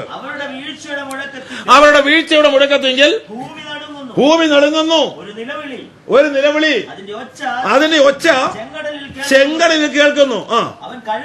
അവൻ കഴുകനെ പോലെ പൊങ്ങി പറന്നു വന്ന് ബൊസ്രയുടെ മേൽ ചിറക് വിടർക്കും. അടുത്ത വായിച്ചു. അന്നാൽ ഏതോ ഇറാഖിൽ മൊത്തത്തിൽ പറയുന്ന പേരാണ്. ഏതോമിലെ വീരന്മാരുടെ ഹൃദയം നോവ് കിട്ടിയ സ്ത്രീയെ പോലെ ആയും. അടുത്തത് ശരി. അപ്പോൾ ഈ യുദ്ധത്തെ കുറിച്ച് പറഞ്ഞിരിക്കുന്ന വാക്ക് നിങ്ങൾക്ക് മനസ്സിലായോ? അവൻ നടന്നു വരുമെന്നല്ല, പിന്നെ കഴുകനെ പോലെ പറന്നു വന്ന് ഉയർന്നു പൊങ്ങി ചിറക് വിടർത്തി ബൊസ്രയോടുമേൽ നിന്ന് അതിനെ തകർക്കുമ്പോൾ ആകാശം നടുങ്ങും, ഭൂമി കുലുങ്ങും. അതിന്റെ ഒച്ച അത് ചെങ്കടൽ വരെ കേൾക്കും. അല്ല, ഇറാൻ കൊട്ടാരം പോലും കിടുങ്ങിപ്പോകുന്നതാണ് ആ യുദ്ധത്തിന്റെ മറ്റൊലികളെ കുറിച്ച് പറഞ്ഞിരിക്കുന്നത്. അപ്പോൾ നിങ്ങൾക്ക് മനസ്സിലാകുവാൻ കഴിയുമോ? ഒരറിവുമില്ലാത്ത കാലത്ത് ഈ യുദ്ധത്തെ കുറിച്ച് എഴുതിയപ്പോൾ കഴുകൻ ഈഗിളാണ്. ആ കഴുകനെ പോലെ പറന്ന് വന്ന് പൊങ്ങി ഉയർന്ന് ചിറക് വിടർത്തി നിന്ന് ബൊസ്രയെ തകർക്കുമ്പോൾ സംഭവവികാസങ്ങളുടെ വ്യക്തമായ രൂപം ഇവിടെ നൽകിയപ്പോൾ നിങ്ങൾ എന്ത് മനസ്സിലാക്കി? അമേരിക്കയുടെ ഈഗിൾ പടയെന്ന വിമാന വ്യൂഹമാണ് ഇതിന് മുകളിൽ നിന്ന് ഈ യുദ്ധം ചെയ്തത്. ബൈബിൾ ശരിയാക്കാമോ? പ്രൈസലോ. ഇത് അമ്മൂമ്മക്കഥയൊന്നുമല്ല. ഇത് പഠിക്കാൻ അങ്ങോട്ട് ഇരിക്കുമ്പോഴേ വിവരം അറിയത്തുള്ളൂ. ഇതിനകത്ത് അന്തർഭവിച്ചിരിക്കുന്ന സത്യവും ജ്ഞാനവും ഈ ആധുനിക ലോകത്തിന്റെ ശാസ്ത്രവിജ്ഞാനങ്ങൾ തകർന്ന് അതേ തരിപ്പണമായപ്പോൾ ദൈവവചനം അതിനെ നിലയ്ക്കു നിർത്തിയ ദൈവത്തിന്റെ വചനത്തിന് സ്തോത്രം. അത് പഠിച്ചേലേ അറിയത്തുള്ളൂ. സ്തോത്രം പറഞ്ഞു വിട്ട കാര്യം നടക്കുകയില്ല. അതിരുന്ന് അതിന്റെ ആഴങ്ങളിൽ നിന്ന് പഠിക്കുമ്പോൾ മനസ്സിലാകും. ഇപ്പോൾ ഇത് തന്നെ അതെ നമുക്കൊരു വസ്തുമായ തെളിവല്ലേ? ആർക്കെങ്കിലും നിഷേധിക്കാനൊക്കുമോ? ഇറാഖിന്റെ മേൽ അമേരിക്കയുടെ ഈഗിൾപ്പടവ ആ വിമാന വ്യൂഹം തന്നെ നിന്ന് യുദ്ധം ചെയ്ത് വന്ന സ്തംഭനാവസ്ഥയും അതിന്റെ തകർച്ചയും ന്യായവിധിയും മുന്നൽ കൂട്ടി 26 നൂറ്റാണ്ട് മുമ്പ് എഴുതി വെച്ച കാര്യം കാണുവാൻ ഭാഗ്യം ലഭിച്ചവർ നമ്മളാണ്. എങ്കിൽ നമുക്ക് ദൈവത്തെ സ്തുതിക്കുന്നതിന് അതേ ഒരു സ്തോത്രം ചെയ്യുന്നതിന് വകവല്ലോ ഉണ്ടോ? ഉണ്ട്. ഈ വചനം കയ്യിലെടുത്തവനാരും വിഷമിക്കരുത്. ആകാശഭൂമികൾ മാറിപ്പോയാലും ഈ വചനത്തിന് നിത്യസത്യങ്ങളിൽ ഒരു വള്ളിയോ പുള്ളിയോ മാറ്റപ്പെടുകയില്ല. അത് വിശ്വസിച്ചതിന് സ്തോത്രം ചെയ്താട്ട്. അടുത്തത് യുദ്ധാനന്തര ഭൂമിയെ കുറിച്ചുള്ള പ്രവചനം. ഇറാഖ് യുദ്ധം കഴിഞ്ഞാൽ ഇറാഖ് എങ്ങനായിത്തീരുമെന്ന് ഇറാഖിലെ ആ മണ്ണിനെയും വെള്ളത്തെയും അനന്തരസ്ഥിതിയെയും കുറിച്ചുള്ള പ്രവചനവും ആധുനിക ശാസ്ത്ര സാങ്കേതിക വിദ്യക്കാര് പോലും അത്ഭുതപ്പെടുന്ന കിടിലം കൊള്ളുന്ന നിലയിൽ എഴുതി വെച്ചിരിക്കുന്നു. നമ്മൾ തന്നെ ഇരുന്ന് വേദോത്സവം വായിക്കുമ്പോൾ അതാ ഇതെന്തോന്നും നമുക്ക് ചിലപ്പോൾ എല്ലാവർക്കും പിടികിട്ടുകയില്ല. എന്നാൽ ഇതെല്ലാം കൂടെ കൂട്ടി കണക്കിന് വെച്ച് കാര്യങ്ങൾ പഠിച്ചു വരുമ്പോൾ ദൈവവചനത്തിന് ശക്തി ഓർത്ത് അങ്ങനെ പഠിത്തത്തിൽ കൂടെ ദൈവദാസൻ പറഞ്ഞ പോലെ വചനം പഠിക്കണം. പഠിക്കുമ്പോഴാ സ്തോത്രം ചെയ്യാൻ വക നമുക്കുണ്ടാകുന്നത്. അത് കേട്ടാ പോരാ, പഠിക്കണം. അത് പഠിക്കുമ്പോഴാ അതിന്റെ മഹാത്മ്യം മനസ്സിലാകുന്നത്. അത് യെശയ്യാവിന്റെ പുസ്തകം എടുത്താട്ടെ. 34-ാമത്തെ BC 740 എഴുതിയ ഇതിനേക്കാൾ 140 കൊല്ലത്തിന് മുമ്പാണ് യെശയ്യാവിന്റെ പുസ്തകം എഴുതിയത്.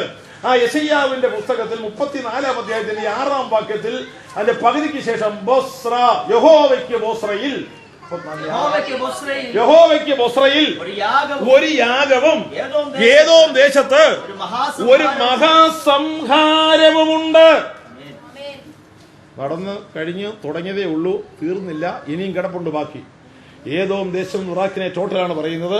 ബൊസ്ര എന്ന് പറയുന്നവരുടെ വലിയ തുറമുഖപ്പെടുന്നതാണ്. ഇത് രണ്ടും കൂടി ഒരുമിച്ച് ചേർത്താൽ ഒരു കുഴപ്പവുമില്ല. അത് രണ്ട് ശരിയാണ്. ബൊസ്രയിൽ ഏദോം ദേശത്ത് യഹോവയ്ക്ക് എന്തുണ്ട്? ഒരു മഹാസംഹാര ഉണ്ട്. ഇനി കുഞ്ഞെ 8-ാം വാക്യം മുതൽ വായിച്ച് 8 ബാക്കി 8. ഇത് ഇസ്രായേലിന്റെ പ്രതികാരവുമല്ല, അമേരിക്കയുടെ പ്രതികാരവുമല്ല. അങ്ങനെയൊക്കെ നമുക്ക് തോന്നുന്നുണ്ട്. എനിക്കവിടെ നടക്കുന്ന കാര്യത്തോട് യാതൊരു യോജിപ്പുമില്ല. മനുഷ്യക്കുരുതി ഒന്നും ഞാൻ ആഗ്രഹിക്കുന്നതല്ല, എനിക്കും അത് ചിന്തിച്ച് പിടിച്ചു നിർത്താൻ വയ്യ. പക്ഷേ ഞാൻ വേദപുസ്തകം വിശ്വസിക്കുന്നതുകൊണ്ട് തെളിയിക്കുകയാണ്, അതിൽ കൂടുതലൊന്നും തെറ്റിദ്ധരിക്കരുത്. അപ്പോൾ ആ വാക്ക് കുഞ്ഞെന്നൂറ് വായിച്ചേ. അത് യഹോവ പ്രതികാരം നടത്തുന്ന ദിവസവും സിയോന്റെ വ്യവഹാരത്തിൽ പ്രതിഫലം കൊടുക്കുന്ന എന്നാ നിങ്ങൾക്ക് മനസ്സിലായത്? സിയോന്റെ വ്യവഹാരം നിങ്ങളെ ഒന്ന് മനസ്സിലാക്കി ഇസ്രായേലിന്റെ ഉദ്ധാരണം ഒറ്റയാഴ്ച നിലനിർത്തി പഠിപ്പിക്കേണ്ട കേസാണ്. അപ്പൊ ഇത് മനസ്സിലാവും. വേദപുസ്തകത്തിൽ കിടക്കും, ചരിത്രവും കൂടെ ഒക്കെ എടുത്തങ്ങോട്ട് പഠിക്കും. ഈ പുസ്തകത്തിൽ ഇതെല്ലാം കിടപ്പുണ്ട്, ഒന്നും കുറവില്ല, സകലം ഇതിനകത്ത് കിടക്കുക. സിയോന്റെ വ്യവഹാരം എന്താണ്? 60 ലക്ഷം യഹൂദന്മാരെ ഹിറ്റ്ലർ ജർമ്മനി ഗ്യാസ് ചേംബറിനകത്ത് വെച്ച് കൊന്നുകളഞ്ഞപ്പോൾ ലോക മനസാക്ഷി ഒന്ന് ഞെട്ടി ഉണർന്ന് അതിനെതിരെ പ്രതികരിക്കാൻ ഒറ്റ മനുഷ്യൻ ഭൂതലത്തിലില്ലായിരുന്നു. പോയത് 60 ലക്ഷം യഹൂദനാണ്. റഷ്യയില് ആടിനെ വെട്ടിത്തൂക്കുന്ന പോലെ അവരെ വെട്ടിത്തൂക്കി അതേ തൂക്കിയിട്ടപ്പോൾ ചോദിക്കുവാൻ ലോക മനസാക്ഷി ഉണർന്നില്ല.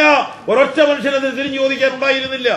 രക്തമേയുടെ കാലത്ത് കപ്പലെ കയറ്റി ഇവരെ കൊണ്ട് കടലിൽ കളഞ്ഞപ്പോൾ ചോദിക്കാൻ ആൾ ഉണ്ടായിരുന്നില്ല. സിയോന്റെ വ്യവഹാരത്തിൽ അതേ ഒരു വ്യക്തി പോലും ചോദിക്കാൻ ഉണ്ടായിരുന്നില്ല. എന്നാൽ ദൈവത്തിന്റെ കോടതി സിയോന്റെ വ്യവഹാരം ഏറ്റെടുക്കുമെന്ന് 27 നൂറ്റാണ്ട് മുമ്പ് എഴുതി വെച്ചതാണ്. ഇസ്രായേലിന്റെ വ്യവഹാരം ദൈവത്തിന്റെ കോടതി ഏറ്റെടുക്കുമെന്ന് 27 നൂറ്റാണ്ട് മുമ്പ് എഴുതി വെച്ചു. അതിന്റെ പ്രതിക്രിയകളാണ് കാണുന്നത്. സിയോന്റെ വ്യവഹാരം ഒത്തിരി കാര്യങ്ങൾ പഠിക്കണം. കമാൽ അബ്ദുൽ നാസർ 1967 മെയ് മാസം അവസാനത്തിലെ ഒരു അറബി സമ്മേളനം വിളിച്ചുകൂട്ടിയ ഒടുവിൽ പുറത്തിറങ്ങി വന്ന പത്രക്കാരോട് പറഞ്ഞു, നിങ്ങൾ വായിച്ചവർ ചില ഈ പ്രായമുള്ള ചെല്ലു കാണുമായിരിക്കാം, ഞാൻ ഇസ്രായേലിനെ ഭൂപടത്തിൽ നിന്ന് മായ്ച്ചു കളയും. ഒരൊറ്റ വാക്ക് ഇസ്രായേലെന്ന് ഈ ഭൂപടത്തിൽ ഇനി എഴുതേണ്ടി വരികയില്ല. 60,000 കിടക്കുന്ന റഷ്യയിൽ 400 ഫൈറ്റർ വിമാനങ്ങൾ അത് 3 സ്ഥലങ്ങളിൽ ഭൂമിക്കടിയിൽ അണ്ടർഗ്രൗണ്ടിൽ വെച്ചേച്ച് അതിൽ ഒരെണ്ണം പൊങ്ങിയാൽ ചാവ് കടല് പോലെ ഇസ്രായേലിന്റെ ഭൂമി ആയിത്തീരുമെന്ന് അദ്ദേഹം വീം പഠിച്ചതാണ്. പക്ഷേ കമാൽ അബ്ദുൽ നാസർ 3-ാമത്തെ ദിവസം കസേരയിൽ നിന്ന് മുമ്പോട്ട് മുന്നിലെ പുറകോട്ടാ വീണത്. പിന്നെ ഭാഗ്യത്തിൽ അധികം ജീവിച്ചിരുന്നില്ല. എവിടാ പോയത്? സിയോന്റെ വ്യവഹാരം ഏറ്റെടുത്താൽ ആ വക്കീൽ കുറവുള്ളവരല്ല, ആ ജഡ്ജി നീതിമാനും. വല്ലതും കാര്യമായോ? ഞാൻ പിന്നെയും പറയട്ടെ, ഞാൻ 1986 ഞാൻ OPAയിൽ മസ്കറ്റിൽ ചെന്ന ഒരു ക്ലാസ് നടത്തിക്കൊണ്ടിരിക്കുമ്പോൾ സദാം ഹുസൈൻ ആ ക്ലാസ്സിന്റെ 3-ാം ദിവസം ഒരു പ്രസ്താവന ചെയ്ത ഒരു പത്രത്തിന്റെ മനോരമ പോലൊരു ഫുൾ പത്രം സഹോദരന്മാർ രാവിലെ എന്റെ മുമ്പിൽ കൊണ്ടുതന്നു. അതിന്റെ തന്റെ വലിയ പടം, അതിന്റെ ആ പത്രത്തിന് നടുക്ക് വലിയൊരു പടമുണ്ട്. അതിന്റെ 4 വശവും എഴുതി വെച്ചിരിക്കുന്ന മെയിൻ ഹെഡിങ് മേളിൽ ഇതാണ് എഴുതിയിരിക്കുന്നത്, I am the second Nebuchadnezzar of the world. ഞാൻ ലോകത്തിലെ 2ാം നെബുക്കദ്നേസറാണ്. ബാബിലോണെ പൂർവ്വമുഹൂർത്തത്തിൽ ഞാൻ കൊണ്ടുവരും. അടുത്തത് ഇസ്രായേലിനെ ഭൂപടത്തിൽ നിന്ന് മായിച്ച് തേജോവധം ചെയ്യും. ലോകത്തിലെ രണവീരന്മാർ ഒരുപാടെണ്ണം ഇതിനെ തേജോവധം ചെയ്യാൻ രംഗത്ത് വന്നെങ്കിലും അവരെല്ലാം പോയി. ഇസ്രായേൽ ഇന്നുമുണ്ട്, സ്വർഗത്തിൽ വസിക്കുന്നു, ചിരിക്കുന്നു, കർത്താവരെ പരിഹസിക്കുന്നു. ഒന്നും നടന്നിട്ടില്ല കർത്താവിന്റെ വചനം. അതുപോലെ ഇപ്പോൾ ഇവിടെ എനിക്ക് വിവരിച്ചു തരാൻ നേരമില്ല. സിയോന്റെ വ്യവഹാരം എന്താ നടന്നത്? ഇറാഖിലെ സംഭവം മറ്റു പലതാണ്. ദൈവത്തിന്റെ കോടതിയിലെ കേസ് സിയോന്റെ വ്യവഹാരമാണ്. മനസ്സിലാക്കണം. ദൈവം ലോകം ഒന്ന് കാണുന്നു, ദൈവം വേറൊന്ന് ചെയ്യുന്നു. ദൈവം ചെയ്യുന്നത് തന്റെ നീതിക്കൊത്തവണ്ണം തന്റെ വചനപ്രകാരം ദൈവം ചെയ്യുന്നു എന്നുള്ള കാര്യം മറക്കരുത്. ലോകം പക്ഷേ അത് അറിയത്തില്ല, ദൈവം അതിന്റെ കണക്കിന് കാര്യം ചെയ്തിരിക്കും. അടുത്ത വാക്ക് വായിച്ചാട്ട് കുഞ്ഞ്, താഴോട്ട് വായിച്ചാട്ട്. അങ്ങനെ സിയോന്റെ വ്യവഹാരത്തിൽ ഈ യുദ്ധം നടക്കുമ്പോൾ ഇറാഖിന്റെ തോടുകൾ എങ്ങനായി മാറുമെന്നാ പറഞ്ഞേ? അതെ, ജലസംഭരണി ആകുമെന്നല്ല പറഞ്ഞു, ജലസംഭരണി ചാറുപോലാകുമെന്ന്. അടുത്ത വാചകം കൂടെ വായിച്ചേ, ശ്രദ്ധിച്ചേ. മണ്ണ് ഗന്ധകമായും പിന്നെ നിലം കത്തുന്ന കീലായും മാറും. കത്തിയോ? ടണ്ണ് കണക്കിന് 1000-കണക്കിന് ടൺ സ്ഫോടന വസ്തുക്കൾ ഈ മണ്ണിലോട്ട് വർഷിപ്പിച്ചപ്പോൾ ഇറാഖിന്റെ മണ്ണ് കത്തി 100 അടി ഗർത്തമുണ്ടായി. ആളിക്കത്തിയ തീയാൽ മണ്ണിന്റെ പരിവേഷം മാറി ഗന്ധകവർണ്ണമായി, പുല്ല് കിളിക്കത്തില്ലെന്നായി. എഴുതി വെച്ചത് 2700 കൊല്ലത്തിനു മുമ്പ്, 2700 കൊല്ലത്തിനു മുമ്പ്. അത് കാണാൻ ഭാഗ്യം ലഭിച്ചവർ നമ്മുടെ തലമുറ. അതായി കഴിഞ്ഞു. ഇന്ന് അവിടെ ചെന്ന് നോക്കിയാൽ ഈ വാക്ക് അതുപോലെ നിങ്ങൾക്ക് മനസ്സിലാക്കാം. മണ്ണ് ഗന്ധകവർണ്ണമാകും. അടുത്ത വാക്കൊന്ന് വായിച്ചു കുഞ്ഞേ. രാവും പകലും അത് കെടുകയില്ല. പിന്നെ അതിന്റെ പുക സദാകാലം പൊങ്ങിക്കൊണ്ടിരിക്കും. എങ്ങനെയുണ്ട്? 788 എണ്ണക്കിണറുകൾ നിരന്തരം കത്തിക്കൊണ്ടിരുന്നപ്പോൾ സഖ്യസേനയോട് സകല ശക്തി ഉപയോഗിച്ച് മാസങ്ങൾ കിണഞ്ഞു പണഞ്ഞാണ് ആ തീ കെടുത്തിയത്. അതിനാൽ ഉണ്ടായ പുകപടലങ്ങൾ സൂര്യചന്ദ്രന്മാരുടെ വെളിച്ചം പോലും ആ പ്രദേശങ്ങൾക്ക് ലഭിക്കാത്ത ഇരുളഞ്ഞൊരു കാലഘട്ടം തന്നെ ഇവിടെ ഉണ്ടായിരുന്നു. എഴുതി വെച്ച വാക്കിന് തെറ്റുവല്ലമുണ്ടോ? അതിന്റെ തീ കെടാത്ത തീയാണ്. അത് കാളിക്കാത്തോം അത് ആകാശം മൂടപ്പെട്ടിരിക്കുന്ന ഒരു അന്തരീക്ഷത്തിൽ വരും. നടന്നു കഴിഞ്ഞ കാര്യമാണ് സ്തോത്രം ചെയ്യുന്നതിന് ബുദ്ധിമുട്ടുണ്ടോ? നാളത്തെ കാര്യം ഞാൻ പറയുന്നതിന് മുമ്പ് ഇന്നത്തെ കാര്യം പറഞ്ഞ് അത് ഇന്നലത്തേതും ഇന്നത്തെയും കൂടെ ഏതാണ്ട് അല്പവാക്കുകൾ കൊണ്ടൊന്ന് വിശ്വസിച്ചിട്ട് ഇനി നാളത്തെ കാര്യം പറഞ്ഞാൽ ഈ വചനം വിശ്വാസയോഗ്യമാണ്, എഴുതുക, ഈ വചനം വിശ്വാസയോഗ്യമാണ് എന്ന് പറയുവാൻ തെളിവെടുപ്പ് നടത്തുന്ന ഒരു രംഗമാണ് ഇപ്പോൾ കാണുന്നത്. അതുകൊണ്ട് ആ യുദ്ധത്തിൽ നടന്ന സകല സംരംഭങ്ങളും അതിന്റെ ശിക്ഷണക്രമങ്ങളും അതിന്റെ ശാപശൂന്യതകളും അവിടെ ഉണ്ടായ രക്തച്ചൊരിച്ചിലുകളും യുദ്ധവിധവും സകലതും ദൈവത്തിന്റെ വചനത്തിന്റെ നിവർത്തിയാണെന്നോർത്ത് നിറഞ്ഞ ഹൃദയത്തോട് തന്റെ വചനത്തിന് ദൈവത്തിനായി സ്തോത്രം ചെയ്യുവാൻ നമുക്കെല്ലാം ദൈവം കൃപ ചെയ്യട്ടെ. ഈ വചനത്തോടെ അകന്ന ഒരു സമീപനം ഉണ്ടാകരുത്. ആകാശഭൂമികൾ മാറിപ്പോകും, എന്റെ വചനത്തിൽ ഒരു വള്ളിയോ പുള്ളിയോ മാറിപ്പോകരുത്. ശിയാതമ്പുരാൻ പറഞ്ഞ വാക്ക് നിങ്ങൾ ഓർത്ത് ദൈവത്തെ സ്തുതിക്കുവാൻ സംഗതിയായി തീരട്ടെ. അടുത്തത് അതിനോടനുബന്ധിച്ച് നാളെ എന്ത് സംഭവിക്കും? ഈ ഭൂമിയുടെ നാളത്തെ സ്ഥിതിയെ സംബന്ധിച്ച് മനുഷ്യൻ പല അഭിപ്രായഗതികളൊക്കെ പറയുന്നു. ഏതായാലും ഇത് നിത്യമല്ല. ഭാരതീയ ഹിന്ദുശാസ്ത്രം പഠിച്ചാൽ അതിന്റെ സമാഹാരമായി എടുത്താൽ ഇത് കലിയുഗമാണ്. ഈ കലിയുഗത്തിന്റെ അവസാനം ഉണ്ടാകുന്ന അഗ്നിയാലുള്ള ഒരു കത്തല് ഈ ഭൂമിക്കുണ്ട് എന്ന് നമ്മുടെ ഭാരതീയ ഹിന്ദുശാസ്ത്രം വിശ്വസിക്കുന്നു. ലോകത്തിൽ മതങ്ങളും മതങ്ങളുടെ അഭിപ്രായങ്ങളും ഈ കാലഘട്ടം അതിന്റെ രൂക്ഷമായ പ്രശ്നങ്ങൾ പ്രയാസങ്ങൾ നിറഞ്ഞ കാലഘട്ടത്തിലൂടെ ഒരു കടുത്ത അവസ്ഥയിൽ ഇതിന്റെ പര്യവസാനം കണ്ടെത്തിയേ മതിയാകുമെന്ന് ചിന്തകന്മാരും മുനിമാരും അവരുടെ നിലകളിലൊക്കെ കാര്യങ്ങൾ പറഞ്ഞു വെച്ചിട്ടുണ്ട്. ഏതായാലും അങ്ങോട്ടെങ്ങും പോകണ്ട. നമ്മുടെ ബൈബിൾ ദൈവത്തിന്റെ വചനം നാളത്തെ കാര്യങ്ങൾ സഭ എടുക്കപ്പെട്ട് കഴിഞ്ഞാൽ നടക്കുന്നതെന്ത് എന്നതിന്റെ ചില വാക്കുകൾ എനിക്കൊരു സമയപരിധി കർത്തൃദാസൻ അനുവദിച്ചിട്ടുണ്ട്. നിമിഷത്തിന് ഒരു മിനിറ്റ് അപ്പുറത്ത് പോകുകയില്ല. നമുക്ക് ദൈവവചനത്തിലേക്ക് കടക്കാം. എന്താ സംഭവിക്കാൻ പോകുന്നത്? വെളിപ്പാട് 16:17 ബാക്കി മുതലൊന്ന് വായിച്ചാട്ടോ. വെളിപ്പാട് 16 ഒഴിച്ചു. ശരി, ഒന്ന് ശ്രദ്ധിച്ചാട്ടെ. എന്താ അവിടെ വായിച്ചത്? മഹാനഗരം 3 അംശമായി പിരിഞ്ഞു, ജാതികളുടെ പട്ടണങ്ങളെല്ലാം വീണുപോയി. മതി. നാളെ സഭ എടുക്കപ്പെട്ട് കഴിഞ്ഞ് കർത്താവിന്റെ വരവല്ലേ നമ്മുടെ വിഷയം. അതുകൊണ്ട് സഭ എടുക്കപ്പെട്ട് കഴിഞ്ഞ് ഇവിടെ നടക്കുന്ന കാര്യങ്ങളെ സംബന്ധിച്ചാണ് ഇനിയും ഈ ക്ലാസ് തീരുന്നവരെയുള്ള പ്രതിവാദം. അതിലെ ഒരു വാക്യം അവിടെ വായിച്ചത്. വെളിപ്പാടിൽ തന്നെ 100 കണക്കിന് വാക്യങ്ങൾ സഭ എടുക്കപ്പെട്ട് കഴിഞ്ഞ് സംഭവിക്കാൻ പോകുന്ന ന്യായവിധികളുടെ പരമ്പരയാണ്. 7 മുദ്ര, 7 കാഹളം, 7 ക്രോധകലശം, ഇങ്ങനെ കിടക്കിയ പരമ്പരകൾ. അപ്പൊ അതിലെ ഒരു കാര്യമാണ് ഇപ്പോൾ എടുത്തത്. 100 കണക്കിന് വിഷയങ്ങൾ സംഭവിക്കാൻ പോകുന്നതിലെ ഒരു വിഷയം അത് ഇപ്പോൾ ഇവിടെ എടുത്ത് വായിച്ചിരിക്കുകയാണ്. എന്തുവാ വായിച്ചത്? മഹാനഗരം. വെറുതെ ആ വാക്യം ആദ്യം മുതൽ വായിച്ചു. ആകാശത്തിൽ ഒഴിച്ചു. പിന്നെ അപ്പോൾ സംഭവിച്ചു തീർന്നു. അടുത്തത് എന്നൊരു മഹാശബ്ദം ദേവാലയത്തിലെ സിംഹാസനത്തിൽ കേട്ടു. അടുത്ത വാക്യം മിന്നലും നാദവും ഇടിമുഴക്കവും വലിയ ഭൂകമ്പം ഉണ്ടായി. ഭൂമി കീറും, ഭൂമിക്ക് വല്ലതൊക്കെ സംഭവിക്കും എന്ന കാര്യം കേട്ടല്ലോ. അതുകൊണ്ട് ഭൂമിയെ കുറിച്ച് പറഞ്ഞതായ വാക്ക് ഇവിടെ വലിയ ഭൂകമ്പം ഉണ്ടായി. അടുത്ത വാക്ക് ഭൂമിയിൽ മനുഷ്യർ ഉണ്ടായത് മുതൽ അതുപോലെ അത്ര വലുതായ ഒരു ഭൂകമ്പം ഉണ്ടായിട്ടില്ല. പ്രത്യാഘാതം എന്താ? മഹാനഗരങ്ങൾ 3 അംശമായി റബ്ബറുക പൊട്ടിപ്പിരിഞ്ഞു പോകുന്ന പോലെ ഭൂമിയുടെ മഹാനഗരങ്ങൾ പൊട്ടിച്ചിതറിപ്പോയി. ഭൂകമ്പത്തിന്റെ ആഘാതം എത്ര വലുതാ! ഇതുവരെ ഉണ്ടായ ഭൂകമ്പങ്ങളെല്ലാം 2.5 ലക്ഷവും 5 ലക്ഷവും 10 ലക്ഷവും ഒക്കെ പോയ ഭൂകമ്പങ്ങൾ ചൈനയിലും ഇന്ത്യയിലും തുർക്കിയിലും ലോക രാജ്യങ്ങളൊക്കെ ഉണ്ടായിട്ടുള്ള ഭൂകമ്പ ചരിത്രം ഞാൻ വായിച്ചിട്ടുണ്ട്. എന്നാൽ ഇവിടെ എഴുതിയിരിക്കുന്നു ആ ഭൂകമ്പം എല്ലാം കൂടെ 2 തട്ടുള്ള ഒരു രാശിന്റെ ഒരു തട്ടിൽ ഇതുവരെ ഉണ്ടായ ഭൂകമ്പങ്ങളും ഇനി വരാൻ പോകുന്ന ഒരു ഭൂകമ്പം മറ്റേ തട്ടിലും വെച്ചാൽ ഈ ഒരു ഭൂകമ്പത്തിന് തൂക്കം കൂടുതൽ. വിനാശങ്ങൾ കൂടുതൽ. ഇതുവരെ വന്ന സകല ഭൂകമ്പങ്ങളെക്കാളും വിനാശം വരുന്ന ഭൂകമ്പം ഇതാണ്. വല്ല ഇവിടെ സംഭവിച്ചോ? സിഗ്നല് മാത്രം വരാൻ പോകുന്നതേ ഉള്ളു കുഞ്ഞുങ്ങളെ. വല്ല വിധേയനും ഈ പാപലോകത്തിൽ നക്കരനാട് കടക്കുവാൻ യേശുക്രിസ്തുവിലുള്ള രക്ഷയും നിത്യജീവനും പ്രാപിച്ച ജനം ഭാഗ്യമുള്ളത്.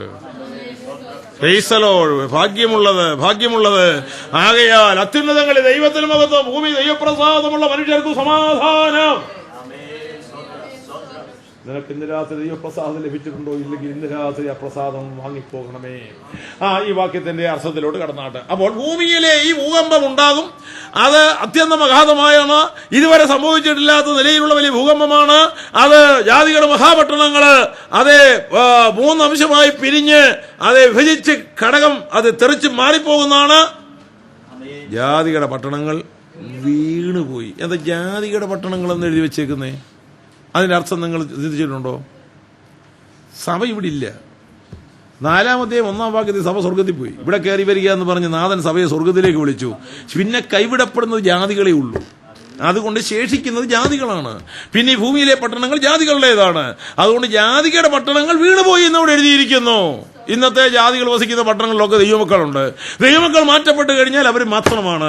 ജാതികളുടെ പട്ടണങ്ങൾ ഈ ഭൂകമ്പത്താൽ തകർന്നു വീണു. പിന്നൊന്നും കാണാനേ ഇല്ല.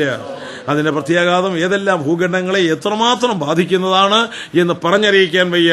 വരുന്നുണ്ട് വൻപൻ. ഇതുവരെ വന്നതൊന്നുമായില്ല. നാളെയുടെ നാളുകൾ നല്ലതല്ല. ഓസ്ട്രേലിയ നല്ലതാണ് നിങ്ങൾ പറയുന്നു, അല്ലെങ്കിൽ ചെല്ലു പറയുന്നു അമേരിക്കയാണ് നല്ലതെന്ന്. ഇതൊന്നും നല്ലതല്ല. ഇതെല്ലാം പാപമുള്ള ദേശമാണ്. ഇതിന്മേൽ ദൈവത്തിന്റെ ന്യായവിധിയുണ്ട്. ഇവിടെ ജീവിക്കുന്ന നമ്മൾ ദൈവഭക്തിയുള്ളവരായി ജീവിക്കണം. അതാണ് നമ്മളോടുള്ള ദൈവത്തിന്റെ ദൂത്. അത് മനസ്സിലാക്കിക്കൊള്ളുക. ഇനി അടുത്ത കാര്യത്തിലേക്ക് പ്രവേശിക്കാം. വെളിപ്പാട് പുസ്തകം എടുത്താട്ട് 6-ാം അധ്യായം 12 മുതലുള്ള വാക്യങ്ങൾ നിർത്തി കുറേയേറെ ചിന്തിക്കേണ്ട ഭാഗമാണ്. വെളിപ്പാട് 6-ന്റെ 12 മുതലുള്ള വാക്യങ്ങൾ ഇപ്പോൾ നിർത്തി വായിച്ചാട്ട്. 6-ാം മുദ്ര പൊട്ടിച്ചു. വലിയൊരു ഭൂകമ്പമുണ്ടായി. സൂര്യൻ കരിമ്പടം പോലെ കറുത്തു. ചന്ദ്രൻ മുഴുവനും രക്തതുല്യമായി തീർന്നു. അത്തിവൃക്ഷം പെരുങ്കാറ്റ് കൊണ്ട് കുലുങ്ങിയിട്ട് കായ് ഉതിർക്കം പോലെ ആകാശത്തിലെ നക്ഷത്രങ്ങൾ ഭൂമിയിൽ പതിച്ചു. അവിടെ നിൽക്കട്ടെ, പിന്നെ വായിക്കണം. പുസ്തകത്തിൽ കിട്ടുന്ന പോലെ പിന്നെ വായിക്കാം. ഇതെന്താണെന്ന് മനസ്സിലാക്കാം. ഇവിടെയും 6-ാം മുദ്ര 7 മുദ്രയാണ്. 7 മുദ്രകളിൽ 6-ാം മുദ്രയുടെ ആഘാതമാണ് ഇവിടെ ഭൂമിയിലും ജ്യോതിർഗോളങ്ങളിലും എത്തുന്ന ആഘാതം. അവിടെ പറഞ്ഞിരിക്കുന്ന ഒരു കാര്യം പ്രത്യേകം ശ്രദ്ധിക്കേണ്ടതാണ്. ഭൂമിയിൽ ഭൂകമ്പം, പ്രത്യാഘാതം സൂര്യനിൽ. ജ്യോതിർഗോളങ്ങൾ ഭൂമിയിൽ നിന്ന് 9,30,00,000 മൈൽ അകലെ നിൽക്കുന്ന ഈ സൂര്യൻ ഈ ഭൂകമ്പം കൊണ്ട് എങ്ങനെ കറുപ്പെടുത്തു?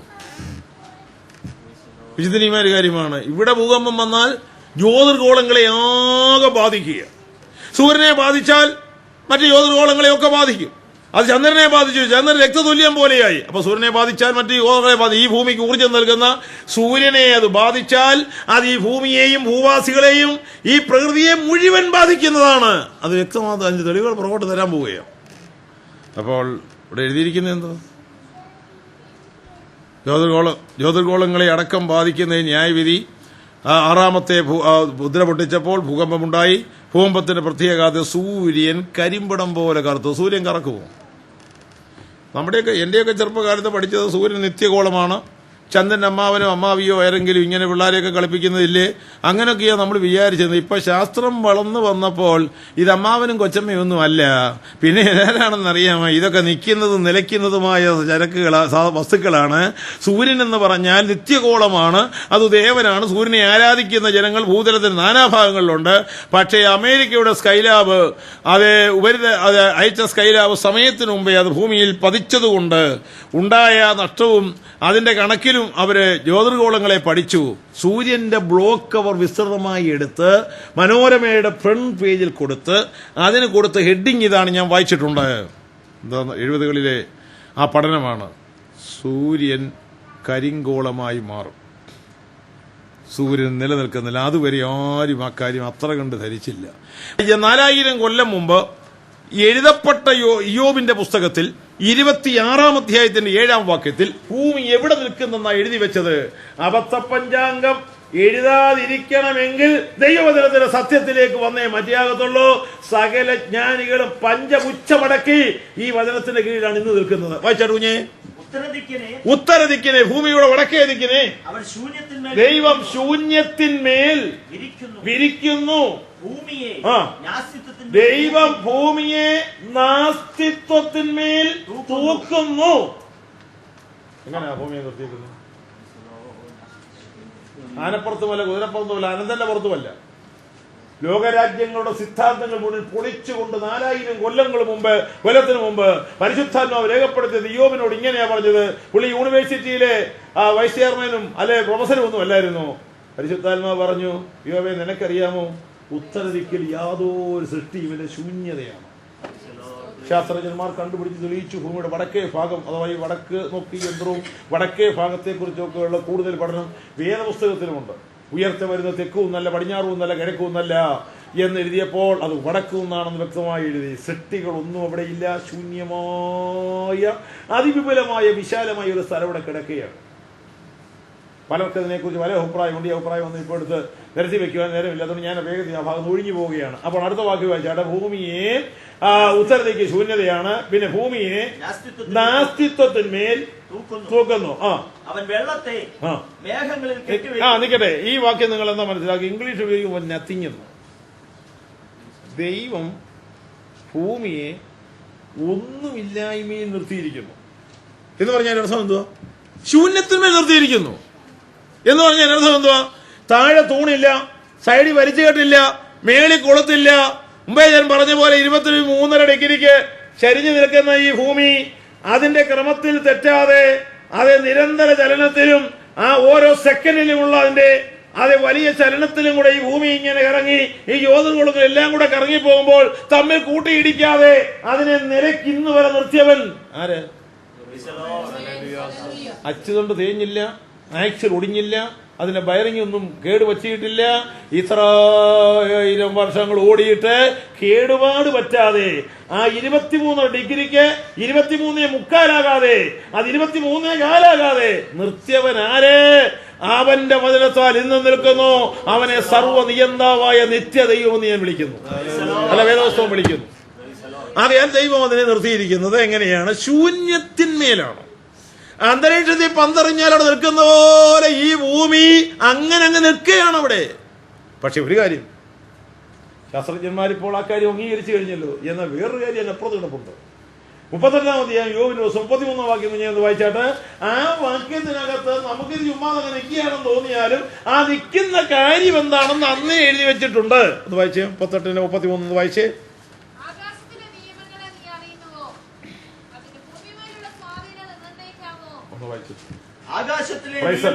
ആകാശത്തിലെ നിയമങ്ങളെ നീ അറിയുന്നുവോ? അതിന് ഭൂമിമേലുള്ള സ്വാധീനത നിർണയിക്കാമോ?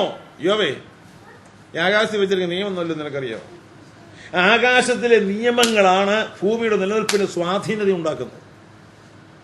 ഇന്ന് ഈ ആകാശത്തിലെ നിയമങ്ങളും നിബന്ധനകളും ഈ ഭൂഗോളത്തിന്റെ മേൽ ഇതിനുള്ള ആവരണങ്ങളെയൊക്കെ ശാസ്ത്രജ്ഞന്മാർ കണ്ടുപിടിച്ച് ഓരോ ലെയറിനും തക്കയുക്തമായ പേരുമിട്ടിട്ടുണ്ട്. നിരവധി ആവരണങ്ങളുണ്ട്, നിരവധി ലെയേഴ്സ് ഇതിനുണ്ട്. അതിന്റെ പുറത്തുള്ള ഒരു ലെയറാണ് ആ ഓസോൺ ലെയർ. ഇവിടെ വന്നപ്പോൾ ഞാൻ അറിഞ്ഞു ഓസ്ട്രേലിയയിൽ ഓസോൺ ലെയർ ഇല്ലാത്ത കുറെ സ്ഥലമുണ്ട്. നിങ്ങൾ അറിഞ്ഞോ ഇല്ലയോ എനിക്കറിയാൻ, അറിയാത്തവരാരും കാണുകയില്ലായിരിക്കും, ഇവിടെ പഠിച്ചു വെക്കും. എന്നാൽ ഭൂമിക്ക് ദൈവം 23 അടിക്ക് ചരിഞ്ഞിരിക്കുന്ന ഭൂമിക്ക് ദൈവം പിടിച്ചിരിക്കുന്ന കുടയുടെ പേരാണ് ഓസോൺ ലെയർ. ഓസോൺ ലെയർ ഇവിടെ വായിക്കുമ്പോൾ താഴോട്ട് വരുന്നുണ്ട്. ആകാശത്തിന്റെ ശക്തികൾ, ആ വെളിപ്പാടിലെ വാക്യം എടുത്ത് വായിച്ചേ, ആ വായിച്ചതിന്റെ ബാക്കി. അപ്പൊ ഇതുകൂടെ അങ്ങ് തീർന്ന കൂടുതലങ്ങ് പോയിക്കോട്ടെ.